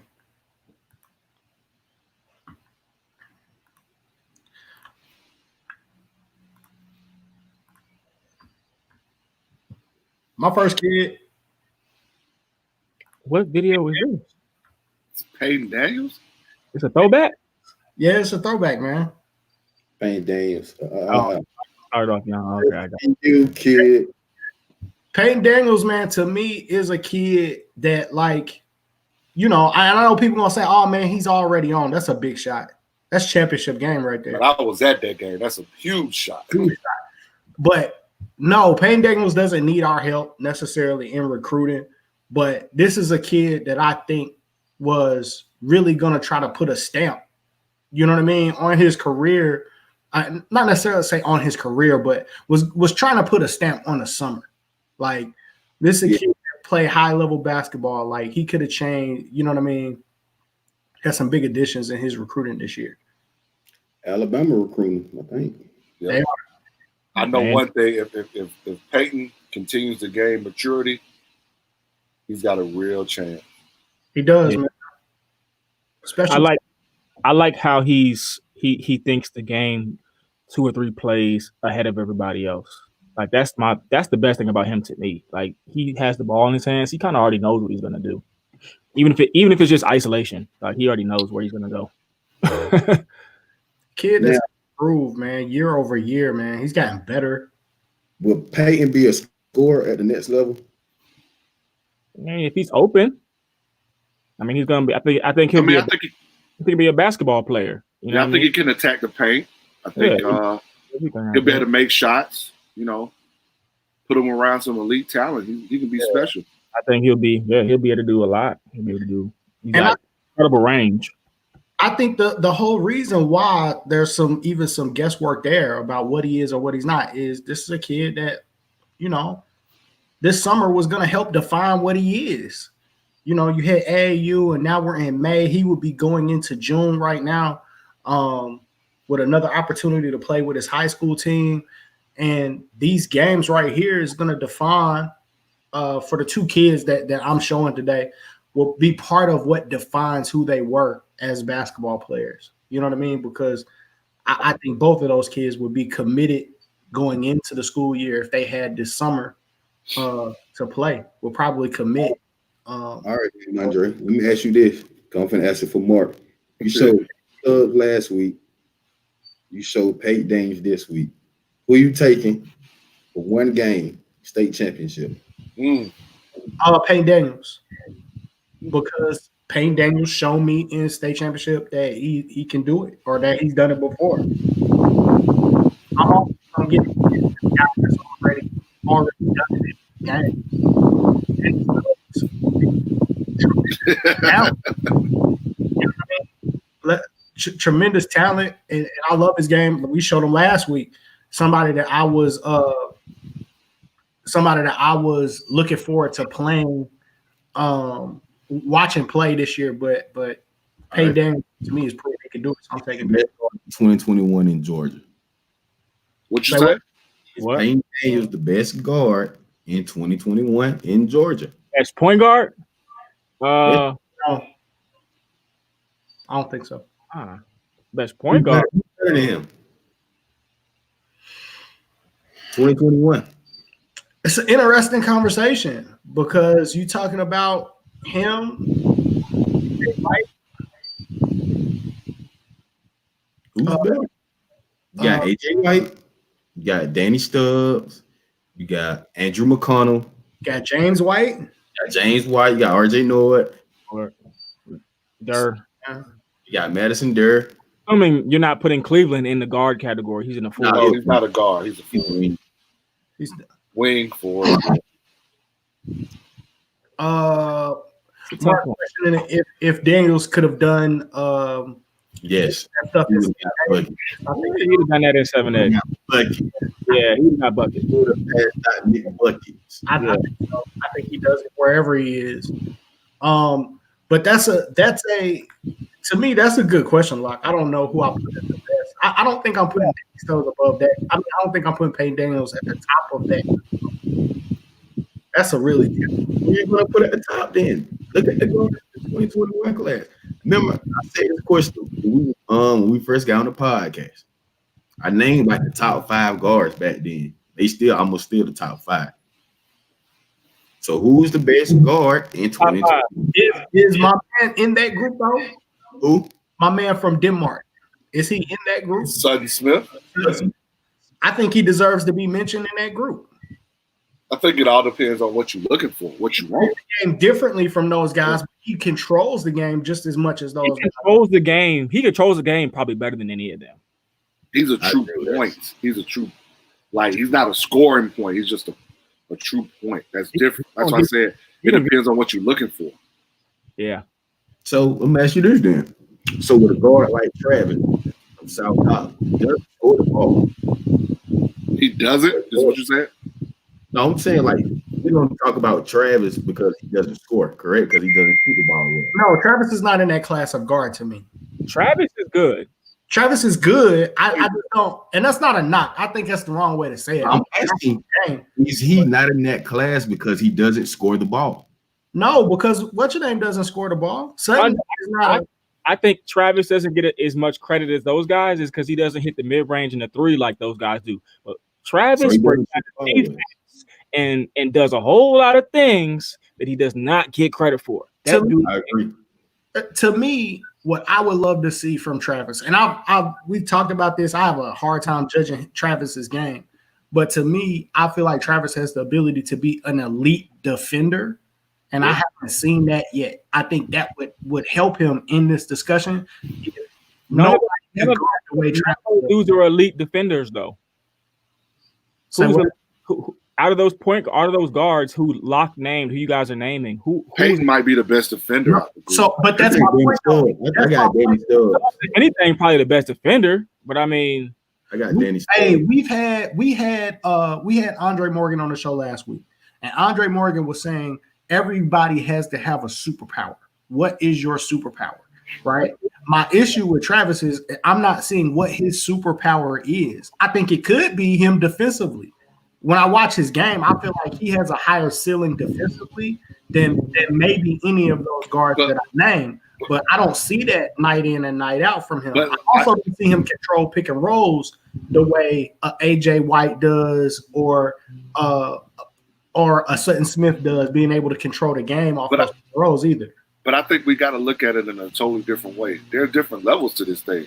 For sure. I mean, like, instead of saying who's I ain't gonna say who's the best, but like understand there are different levels. Like what Sutton Smith does is totally different than what Travis does, or AJ White does, or Peyton does, or James White, or RJ Noor.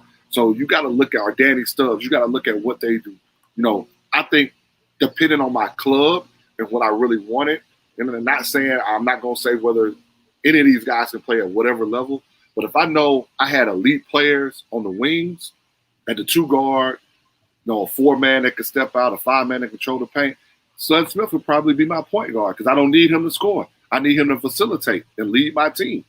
But if I know I like scoring guards, you know, it depends on the head coach. If I like scoring guards, a dude that can really get there, then I'm going AJ White. If I want bigger guards, I might go, you know, Danny Stubbs or Payne Daniels. James White is not a point, so he's going to be more on the wing, you know, so. If you're looking for a high IQ point guard, high IQ point guard that's going to get you wins, shoot 95% from the free throw line, direct your team, and get you to the Final Four, you're going to take Sutton probably. Not 9 times out of 10. And to Travis's respect too, and that's not to take it away from AJ or any of them, but I mean that dude, he's an extension of the head coach. We've had a chance to watch Sutton, Stubbs, AJ White, Peyton Daniels really control a team. All those kids have been in positions where the ball is in their hand, they're controlling the offense, they're controlling their team. So you said Travis hasn't? I haven't seen Travis in that situation. And Marietta last year, they make it. They beat Westlake in the state tournament, but that wasn't Travis' team. They had seniors that were really leading their team. Andre, I see what you're saying, and I get it. He doesn't necessarily do one thing really well, but I think part of the reason why South Cobb was as good as they were this year is because he was a major factor. I think he was a major factor. I think I never disagree with that though. Maybe he doesn't shoot the ball that much yet, but I mean, you've got to rip the kid really physically. He's impressive. He knows the game too. I'm gonna be honest. As much as we talk about what Zacho had when we played them, Travis hurt us more than all the points Zacho had. Travis hurt us. I mean, Travis breaks down the defense. I've watched him for a while. I've watched him for a while. I mean, maybe that's why I kind of like his game.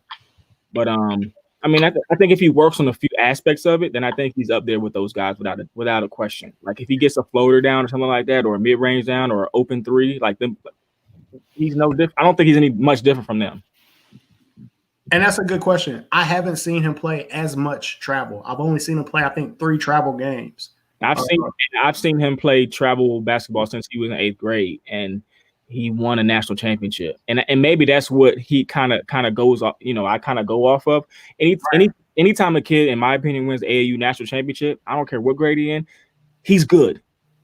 They had 7 players on their team, and he pretty much ran a team the whole game. And his game is pretty much it's the same as it was then. You know what I mean? Not that you know what I mean? Like he's a good player. He's a good player. So I mean, he can work on different aspects of it, like his shot. But I mean, that'll probably come as he gets older. You know what I mean? So I don't know. For sure.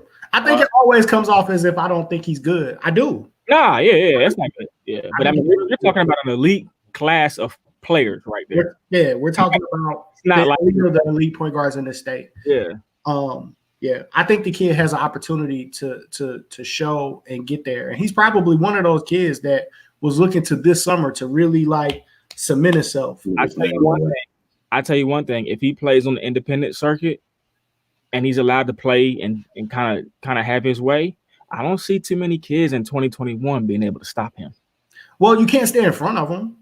I think he's gonna put up numbers like Yeah, you know what I mean, like at least 12 points and whatever assists every game easily. I want to see Travis raise his level on the defensive end because I just think he has the ability to be dominant defensively. Like I think he has the ability to really terrorize other point guards in a way that other guys don't necessarily do that. Especially when we talk about the guys in that elite class in 2021, I don't think we're looking at any of them and saying, damn, you know what I mean? He's going to take away what we do. We're all talking. They're all in the chat talking about how much he could score, and I just thought, hey man, I believe y'all. I haven't seen it yet, and I don't necessarily know that that's his game. I actually think that Travis scoring the ball is part of the problem. I agree with this statement that he's a pure point guard. I think he can be a pure point guard. I was watching TSF yesterday, just in some videos, and I actually forgot we missed out on two kids, Ashton Malone and then Galloway. We don't talk about them really at all. 2022. We don't talk about them at all. Well, he used to be 2021. That's maybe his name. Right. Oh, but I mean, I still think he's. I mean, I think Ashton's pretty good. Oh, yeah. We ain't gonna mention about Taco going to TSF. Who? The kid from Miller Grove, Taco. Oh. Nah. Why are we mentioning that? Yeah, why would we mention that? Wow. It's basketball. It's on Twitter. Wow, y'all. Did he get an offer from Mercer, or was that not real? I don't know. Mark, I've heard that before. I've heard everything Mark's saying on that. He do this. Did he lose something by going to TSF and not playing GHSA? We've had. I don't think so. I think Galloway just has to be more. Why you saying consistent? wrong? He's got to be more consistent. Yeah, he's good. This class is is good. He just got to be more consistent. And it's not like I feel like this class of 21 has a chance to be special, like some of the other special guard classes that we've had. Right? This is much different than 2020 when you got Sharif at the top of the guard class, and then everybody else kind of battles in between Caleb and Davion and all those guys and DeJuan Odom. But I felt like as a point guard, Sharif was really sitting on top of that class. I don't know that anybody's really sitting on top of that 2021 class from a guard spot like that. 2020 is deep. So where does RJ and Garrison fall into this? Just depends on what you're looking for. Like I think it all goes back to depend on what you're looking for. It depends on the style. It depends on the style of play of the head coach, or the staff or the team. It depends on what they're looking for. Some coaches like bigger guards. Some coaches don't matter if AJ is 5'9". Like it just depends. Hey, now Mark is bringing up a good point, and I think he's still talking about. I don't know. Are you talking about Galloway with this, or are you talking about Travis? Because I could say this about Travis too. We talk about Travis needing to be in a situation where he's coached up. Travis reminds me of the type of kid that you need to put a battery in his back. Travis? Yeah. Okay. Show your kid, man. Just show your kid. Show your kid. Just go. Show your kid. I thought Travis. I like him. Show your kid, Mondre. Show your kid, Locke. Who you got? Oh, I gotta go. Yeah, two. You said you had two. Go ahead, Locke. You don't want to show your kid? I may not. Let me show mine. Hey, look, I'm back and forth. I got time for this. You know your feelings now? Hold on, wait, no. Hey, look. 100% on Travis. He holds back. Look, I've seen him in practice every day for a long time, dog. Like I'm not making this up. There's more inside of Travis than what we getting. That's all I'm saying. Who's your second kid, though, Budre? Who's your second kid? Who's your second kid, man? Dang. Hey, go ahead. We're gonna run out of time. Go ahead, Locke. Go, Bryce. Let me pull my kid up. I'm gonna pull mine up real quick. I'll be done. I had to go go back in the bag too. Hopefully I can get it to, it's always here we go. Bam. Y'all seen this kid probably a million times, but I feel like he's another kid that needed a live period situation. Damn, man. Why you got them porn sites? Are you lying? No, you lying. Tell me when you got it up, Bryce. Pause. Yeah, please, major pause. What do you see on your screen? Nothing. Nothing yet. I'm still seeing your email. Go ahead, bro. You don't see Huddle? No, I'm showing. I see your email. That's what I see. Hold up. Dang, I got everybody in my inbox now, probably. Let me stop sharing it then. Hey man, y'all need me to go, man. Like, I'm ready now. I got you. I see why you send your stuff to You see it? Yep. All right. gotta get to the ad first. What is this, bro? What am I watching? It's got to get through the ad. It got to get through the ad. Oh, okay. Hey, go full screen, Bryce. Oh, it's my guy Camden Blunt. Another kid. I don't know what year he is. 2021, I guess. 2020. I don't know. Man, you gotta know what year the kid is, man. Right, you gonna show your kids that you coached. You need to know your kids' level. I mean, they reclass every other day. But he's tough. Probably about 6'3", 6'4", wing. Madre talking about, the type of kids that leave it or saving or holding back. He's not one of them kids. He's gonna play hard every single day. It looks like he's improved his perimeter shooting a lot. So here it is. Like I said, a kid I feel like, if he plays in live period, he's definitely gonna get a lot of attention. I think that's gonna hurt class of 2021 more than what we've been talking about. Oh, it's gonna hurt them, yeah, unless they figure something out that they can play in later on. Yeah, Cam was a middle school legend. Man, you know what I think, Mondre? You know what I think? I think if they don't play, then instead of kids hopping up a level, they may drop down a level. Whatever, you take that for what it's worth. So a kid could possibly be a mid-major, maybe a low major. He's D2 now. Yeah. I think all that what we were just discussing about the guard class in 2021 would have been shaken out through AAU and into June. I think by the time we get to the end of June, we all know what it is at that point. But if we get August and September, you still gonna have opportunity. It ain't over. Yeah. So he's a kid, and we see a lot of videos by doing this. We've been doing it so much. A lot of kids have dunks in the first few plays. He actually didn't have any dunks. They were all pretty much all threes. So that's pretty impressive. That was my one. I only got one. All right, Locke.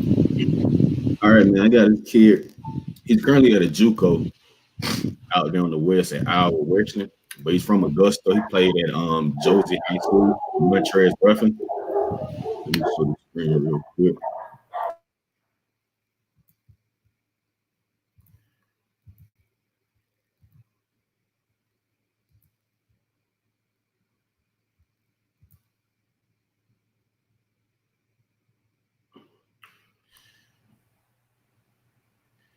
This kid averaged about 12 points out of high school. Oh my God. Hold up. Who is this? He's a JUCO kid. He's JUCO, okay. Montrez Ruffin. Mondre said, "Oh my God." That was nasty. It's up on the rim. That's a nice gym. Wherever they playing. Man, you better respect some of these places. And this kid wasn't highly recruited out of high school. Where'd he go to high school? He went to a school out there in Augusta High School, Josie. So he's a Georgia kid. Oh. Sheesh. I like this one, Locke. Wrap this up. Oh man. Man, you got kids that can just jump in the air and then decide later what they're gonna do. Locke, you said he's he played 1 year there or 2 years? This is second year. He's a 2021 kid. So he'll have 2 years left to play? One more year. One. Yeah, this was his freshman season. Oh, so he got 3 years left to play. And he was a qualifier? Yeah, 3 years eligibility, yeah. And he was a qualifier. Yeah.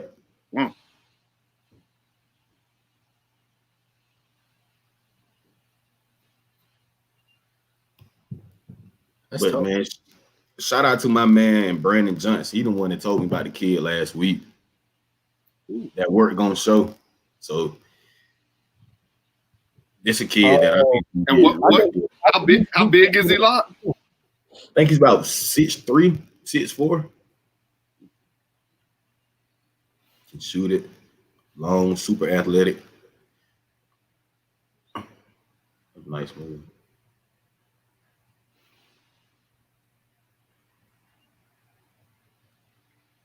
So if you want more information on this kid, you give my guy Brandon Johnson a shout out, or you can just give me a call.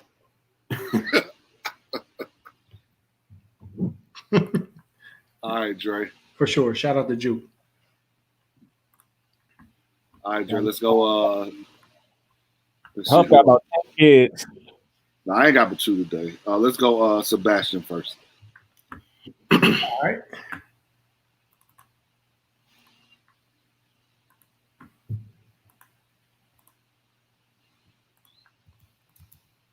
So this is Sebastian Gustave. I know he picked up a couple offers yesterday, one from Oglethorpe, one from Landers. Talk about a shooter.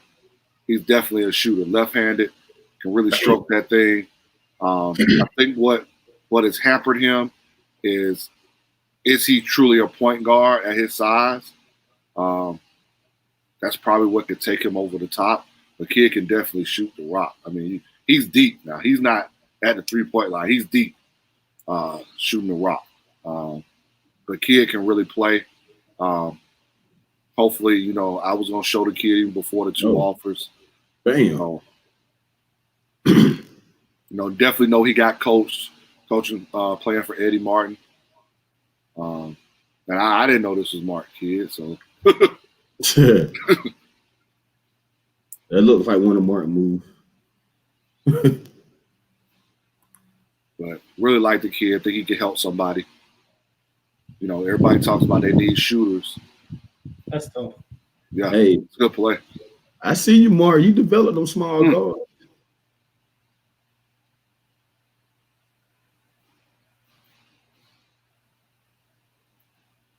That's tough. Kid really came out and really expanded his game and really played this year after playing at Mill Creek previously. But Mill Creek be losing some players. Now think about all the guys Mill Creek lost, man. What they could be. Those kids that's over at Lanier. Talk about him. And they could have been. I don't think they would have won, Coach. I don't think they would have won. Hey, what you trying to say, Lot? I just think they went, man. Hey, having all that talent and kids still transferred, and I don't. Good in and out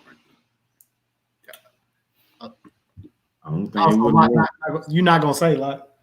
No, I just don't think they would have won. A lot of talent left, and it's like you leave for a reason. So.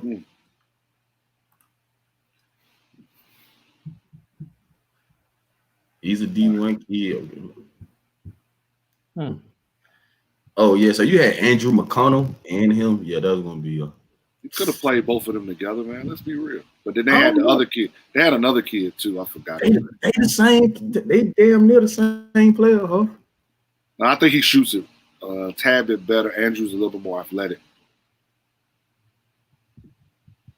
Nice pass with the left.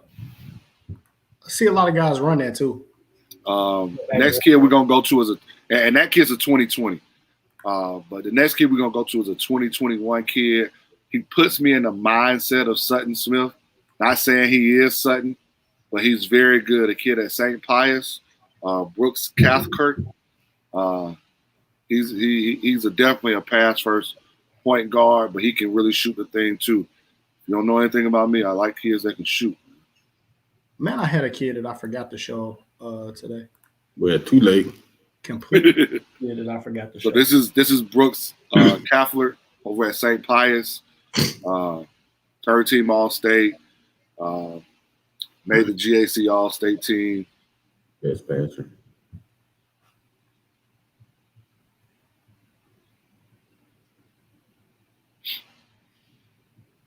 You know, again, like, Hold on, is this the kid with the blonde hair? Yeah.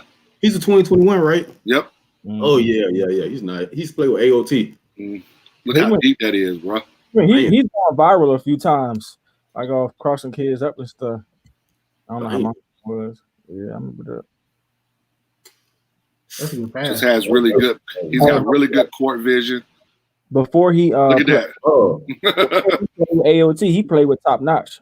Yeah, he got some sauce. Ooh. Yeah, I like him. Plays for another good coach, Aaron Parr. We all know what Aaron Parr does with kids at St. Pius. Gets the most out of them. So what? My goodness, that's tough. That's tough. Hey, that's tough. I wonder who he was going to play with. I don't know. Probably Atlanta All-Star. So what level is he? I mean, with his handle, with his court vision, I think probably what you got to ask yourself is, can he guard? Yeah. You know, that's a hell of a pass right there, bro.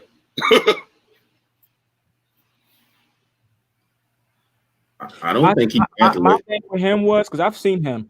I think he's very good, but the difference between him and another smaller guard, I think, is and it may not be true anymore, but I feel like in the past he struggled with length on him.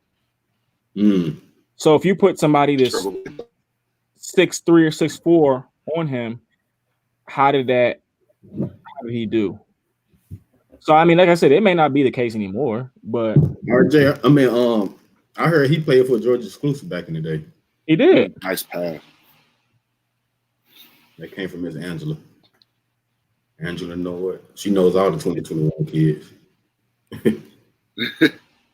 I just know if you can shoot it like that from that range. Good. I mean, I tell you what, I know there's a guy named Mark Gaines who probably would love him. Yeah, bro. I'm telling you. I'm telling you, bro. I'm telling you. Did you see that pass? Yo, he threw it from one baseline to the other around his back. Hey, if he DJ Wright, run that back one more time. Bro, that's crazy. Yo, that's bananas. I think he passed it. Yo. It's the next play, Bryce. All right. Here it is. That's crazy. Hey, crazy. Hey, that's filthy. That's crazy. That's filthy. Hey man, you gotta have some big kahunas to do a pass like that. And trust. That's a lot of trust too. He's stroking it too. He's good, man. He's good. Interesting. So would you think he would be better? He said Timberwolves, so he would probably do better on an independent team versus a team. Probably needs an independent team. You know, he's a kid that needed to play. Needs. Yeah, he's dead now. See, this is a kid. You're right, Bryce. That needs to be playing right now. He should have been playing. Yeah, he needs to play in 2 or 3 live periods each month to really like play in front of the coaches. He's got great court vision. That's why I said he puts you in a mindset of sudden, you know. Yo, that pass filthy. That kid is nice. Yeah. So on one of the comments, they said he struggled with DJ Wright, and DJ Wright don't play no defense. Who said that in the comments? They might be biased though. They turned DJ. My man, Uncle Drew, man, color orange. DJ Wright tough though. He was hitting half court shots all the time. But DJ Wright don't play no defense. I know that for a fact. Interesting. This is good. Telling the word about DJ Wright though.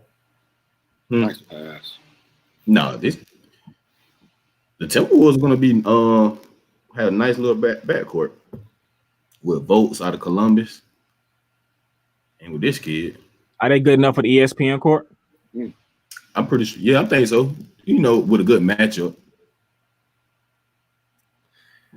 I like to see skilled kids, man.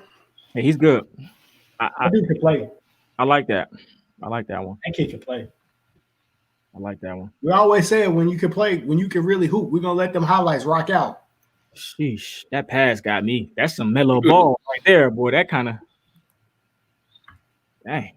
Okay, bro, about 4 straight minutes. Yeah, he might got the longest one in history. Hey,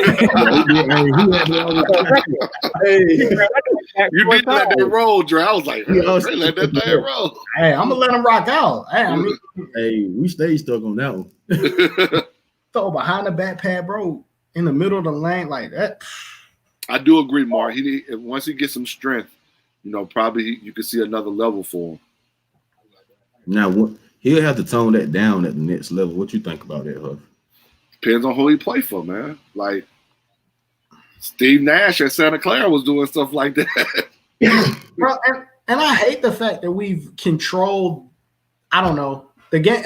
I feel like growing up, there were players that looked like they were having fun playing the game, man. I want to see that back. Like, why stop? I wouldn't want him if he wasn't going to play like that.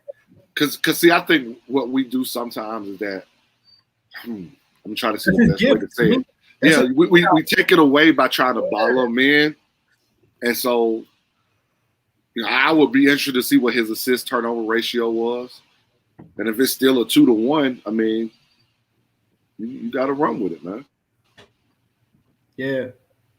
St. Mary's will be a great look for him, Mark. That's that style of play.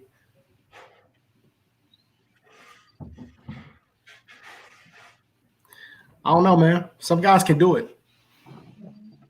When that's your superpower, some guys can play like that with competition. Get his body right. Send him to the mom, stay in the lab. But yeah, I'm hoping that we get a summer. I mean, I know everybody's talking about August, September. Huff, you brought that up. I don't know if that's going to be the same as having April, June, and then July, especially for these 2021s, man. Yeah, in live period, last year we only had one in the month of April, and we had one in July. So it's not like we got a whole bunch of weekends the way they can go. I mean, so if they got 3 weekends, it's almost the same. It's equivalent, right? Well, I think we're going to run into conflict with football players. Anybody that's currently playing football won't be out there, and that's going to impact a lot of teams. So if you're playing football, does that mean that you probably won't play basketball in college? I mean, you know what I mean? Like, what's your focus? I mean, I think you're going to have football coaches fighting basketball players, which they already do. I don't think you're going to get a football player out there, man. If they in season, you're not getting them out there, to be honest with you. Yeah. Because if you're a basketball coach, and if it was baseball or flip, you wouldn't want them in the middle of your season to play something else. So let's be real. Like, the way it fell this year, it just hurts. It just hurts the football kid who won't get a chance to play. Oh wow, bro. Hey, but Bam can hoop though. So I don't know. Okay. I agree. I think it's over for football players going out there if we get a chance to go out there. Maybe, and it may be the crazy thing about it, Mark saying no fans at events. I think the crazy thing about that, Mark, is like you're at that point, we're saying parents send your kid out to go play in an event, but don't come watch. Like that's what happens. How do you deal with players that have injuries, man? Most of the time it's the parents scooping them up off the floor and taking them to go get looked at or whatever. Like it's gonna be man, that's gonna be wild. I'm wondering though too, is it going to be some beef between high school and AAU coaches? Because are there going to be high school coaches that don't want to give up their fall and their practice time? What do you mean practice time? There's no all you're supposed to be able to do is workouts. No. I'm saying in August, September. It's workouts. It's not practice. If you want to be correct about it. Okay. So the workouts are coaches. Why would a kid miss your workout? Yeah, AAU practice. So now here's a decision. How much time are we gonna allow AAU teams to practice and get back up and going? Okay, so here's the thing. August shouldn't matter All right. So if a kid is going, this is me. If a kid is going to AAU practice in August, Mark, we agree. I'm gonna let him go. I'm gonna let him go to the AAU practice. You know why? Because although he's getting better with me, he's also working for what we're trying to get him to, which is the next level, right? He's gonna be seen on the AAU level in August. He can't be seen in high school in August. The September one is gonna be different because now college coaches can come out and watch workouts. So now we got to be strategic. So now it's got to go back to you talking with the AAU coach. Listen, if my workout's 5:30 to 7:30, and I know college coaches coming in to see this dude, we got to work on when you're gonna be able to practice AAU wise. I gotta stop the whole show because Eric Sullivan is in here, and Eric Sullivan, when he was in college, was dunking on your favorite player backwards, bro. I got the highlights to show. Man, wait.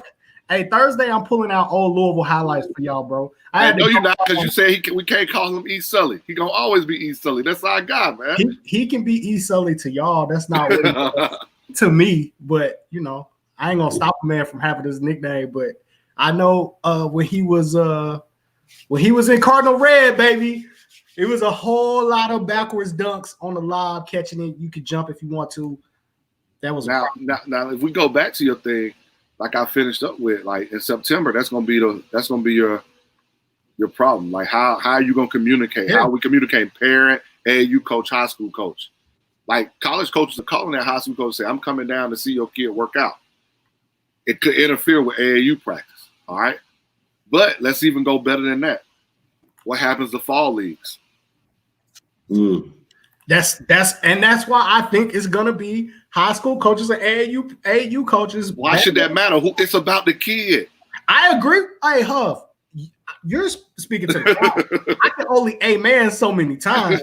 I just think we always talk about the difference between the guys that are in this because they want kids to get to the next level versus the guys who only care about what they're doing. I think we better think about it totally different. This is a year that nobody expected this to happen. You better be open to new ideas, and you might not play fall league this year. Let's be real. I hate fall league anyway. False sense of hope sometimes.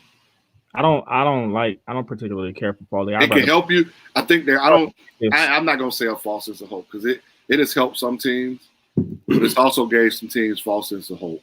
Yeah, I didn't like it from the sense of organization standpoint. I feel like the kids show up, they do what they do, and they leave, and you know what I mean. You get like as a high school coach, you can't even coach it anyway. Right? You say it might not be big up here, but where I'm from, they need the fall league because they don't have a lot of games. That's why I say I don't. They don't have a lot of games. I'm not. So now, Locke, what you're talking about is those kids that don't play AAU need that fall league. Then they need that fall league. That's the only time they play organized basketball. Yeah. No, I mean I get it. I definitely get it that they need to play games and stuff like that. I'm just saying from the standpoint of structure and trying to implement what you want to do in the season. I feel like you better off practicing. You know what I mean? Yeah, I wasn't a big. It hurt me. It hurt me one season too, Coach Allen. I wasn't a big fan of the fall league either, man. I just watching it this year, seeing what players look like, their bodies are tired and worn down and beaten up. Not only they went from AAU to having an intense June because Huff, every high school coach, nobody wanted to get embarrassed at the end of June down there at those GHSA team camps. They did not. So you went from intense battles at AAU, then June for your high school team camps where everybody was really on it, and then to July for AAU again, and then you're doing camps, and then you get done with that camp grind and you tossed into a fall league. Like it looked a mess, man. As AAU coaches, can't they just practice once a week and be done with it? I don't know, man, but I also think that if this goes down, y'all can Bryce for 17U, but what about us? Nah. I mean, I could practice 2 or 3 times. I just personally don't want to do it. I feel like that's too much. Well, I also think this may happen. It may be some legislation or a change of rules where GHSA has to give your high school a chance to practice. We didn't get June. Like, especially if the NCAA says we're going to have a team camp with your high school in August or September, You can't just go out there and we ain't practice. If we get a late start, is there any chance, do y'all think that GHSA changes anything about eligibility, allowing players to reclass to a different year? No, they're not gonna change that now. That ain't because it ain't changed you going to school. It hasn't changed you going to school now. They ain't messing with that. I don't see that happening. If we lose a chunk of the season, I think they're doing everything possible where they try not to lose a chunk. I'll say that. I think I'm watching what happens with football very closely because has already lost spring practice, right? Yeah, spring. But that's not impacted. Okay, there's no spring practice. Doesn't mean they can't play games. They still gonna come out. If they open this thing, if the way states are going right now, there's a possibility it can open up in July, right? Yeah. Like even I talked to college coaches. They're talking about maybe letting football teams in some places go. At least bring them on campus in July. I can't stand Mark, man. Yeah, Mark, you're right. I do think that the team camps are helpful, like Georgia State and all those team camps are beneficial, more so than I think those are beneficial. I think those are real legit basketball games you're going to get because they're on college campuses and kids are playing hard or whatever the case may be. But if they're in August, and AAU's in August, and high school trying to have and that's part of my question, Huff. If we try to get back, let's say things open up in July, and we're talking about August and September, where does the GHSA team camp get placed at? Because I felt like that was vital. We saw a lot of kids blow up. Well, it's not going to depend on the GHSA. It's going to depend on the NCAA. Like we're not going to have GHSA team camp if colleges ain't coming. Hey, I heard Florida AAU start next week. We might secretly go down there and see how they handle it. I ain't going down there for them. I'm not going nowhere. I'm just kidding. I don't go anywhere past McEachern. That's my mileage rate for anyone listening, inquiring. I'm not traveling anywhere over 10 Thanks, miles. Mark. They can't get on their own college, but I'm saying if it opens up. And right now, there are some colleges talking about opening up in July, just for their football teams. Now they're not going to let football play. I don't see that happening. It's a lot of money. Hey, man. I mean, I'm finna go. I gotta get my fried rice. I can watch it. Going on 7:30, and I ain't got no Sunday dinner today. Yeah. Where? Never mind. Never mind. In the show, for he get off on his tangent. In the show. Turn the camera to the left a little bit for it. I'm at my house today. Oh, you got her house last time? Yeah. Hey man, that's the end of our show. We appreciate y'all for coming out. Hey man, lock it back in with us. The Last Dance, our last reaction show to The Last Dance, is at 11:05. We'll be on right after The Last Dance. So be prepared. Next week we got another great lineup for you guys. Can't wait to announce who we got for next week. It's gonna be going, man. We're gonna have a lot to say about this greatest player in Georgia ever conversation as well. So we'll get to that. But y'all keep it locked with Don Wheatfield, the best player to come through Georgia. Antonio Wheatfield.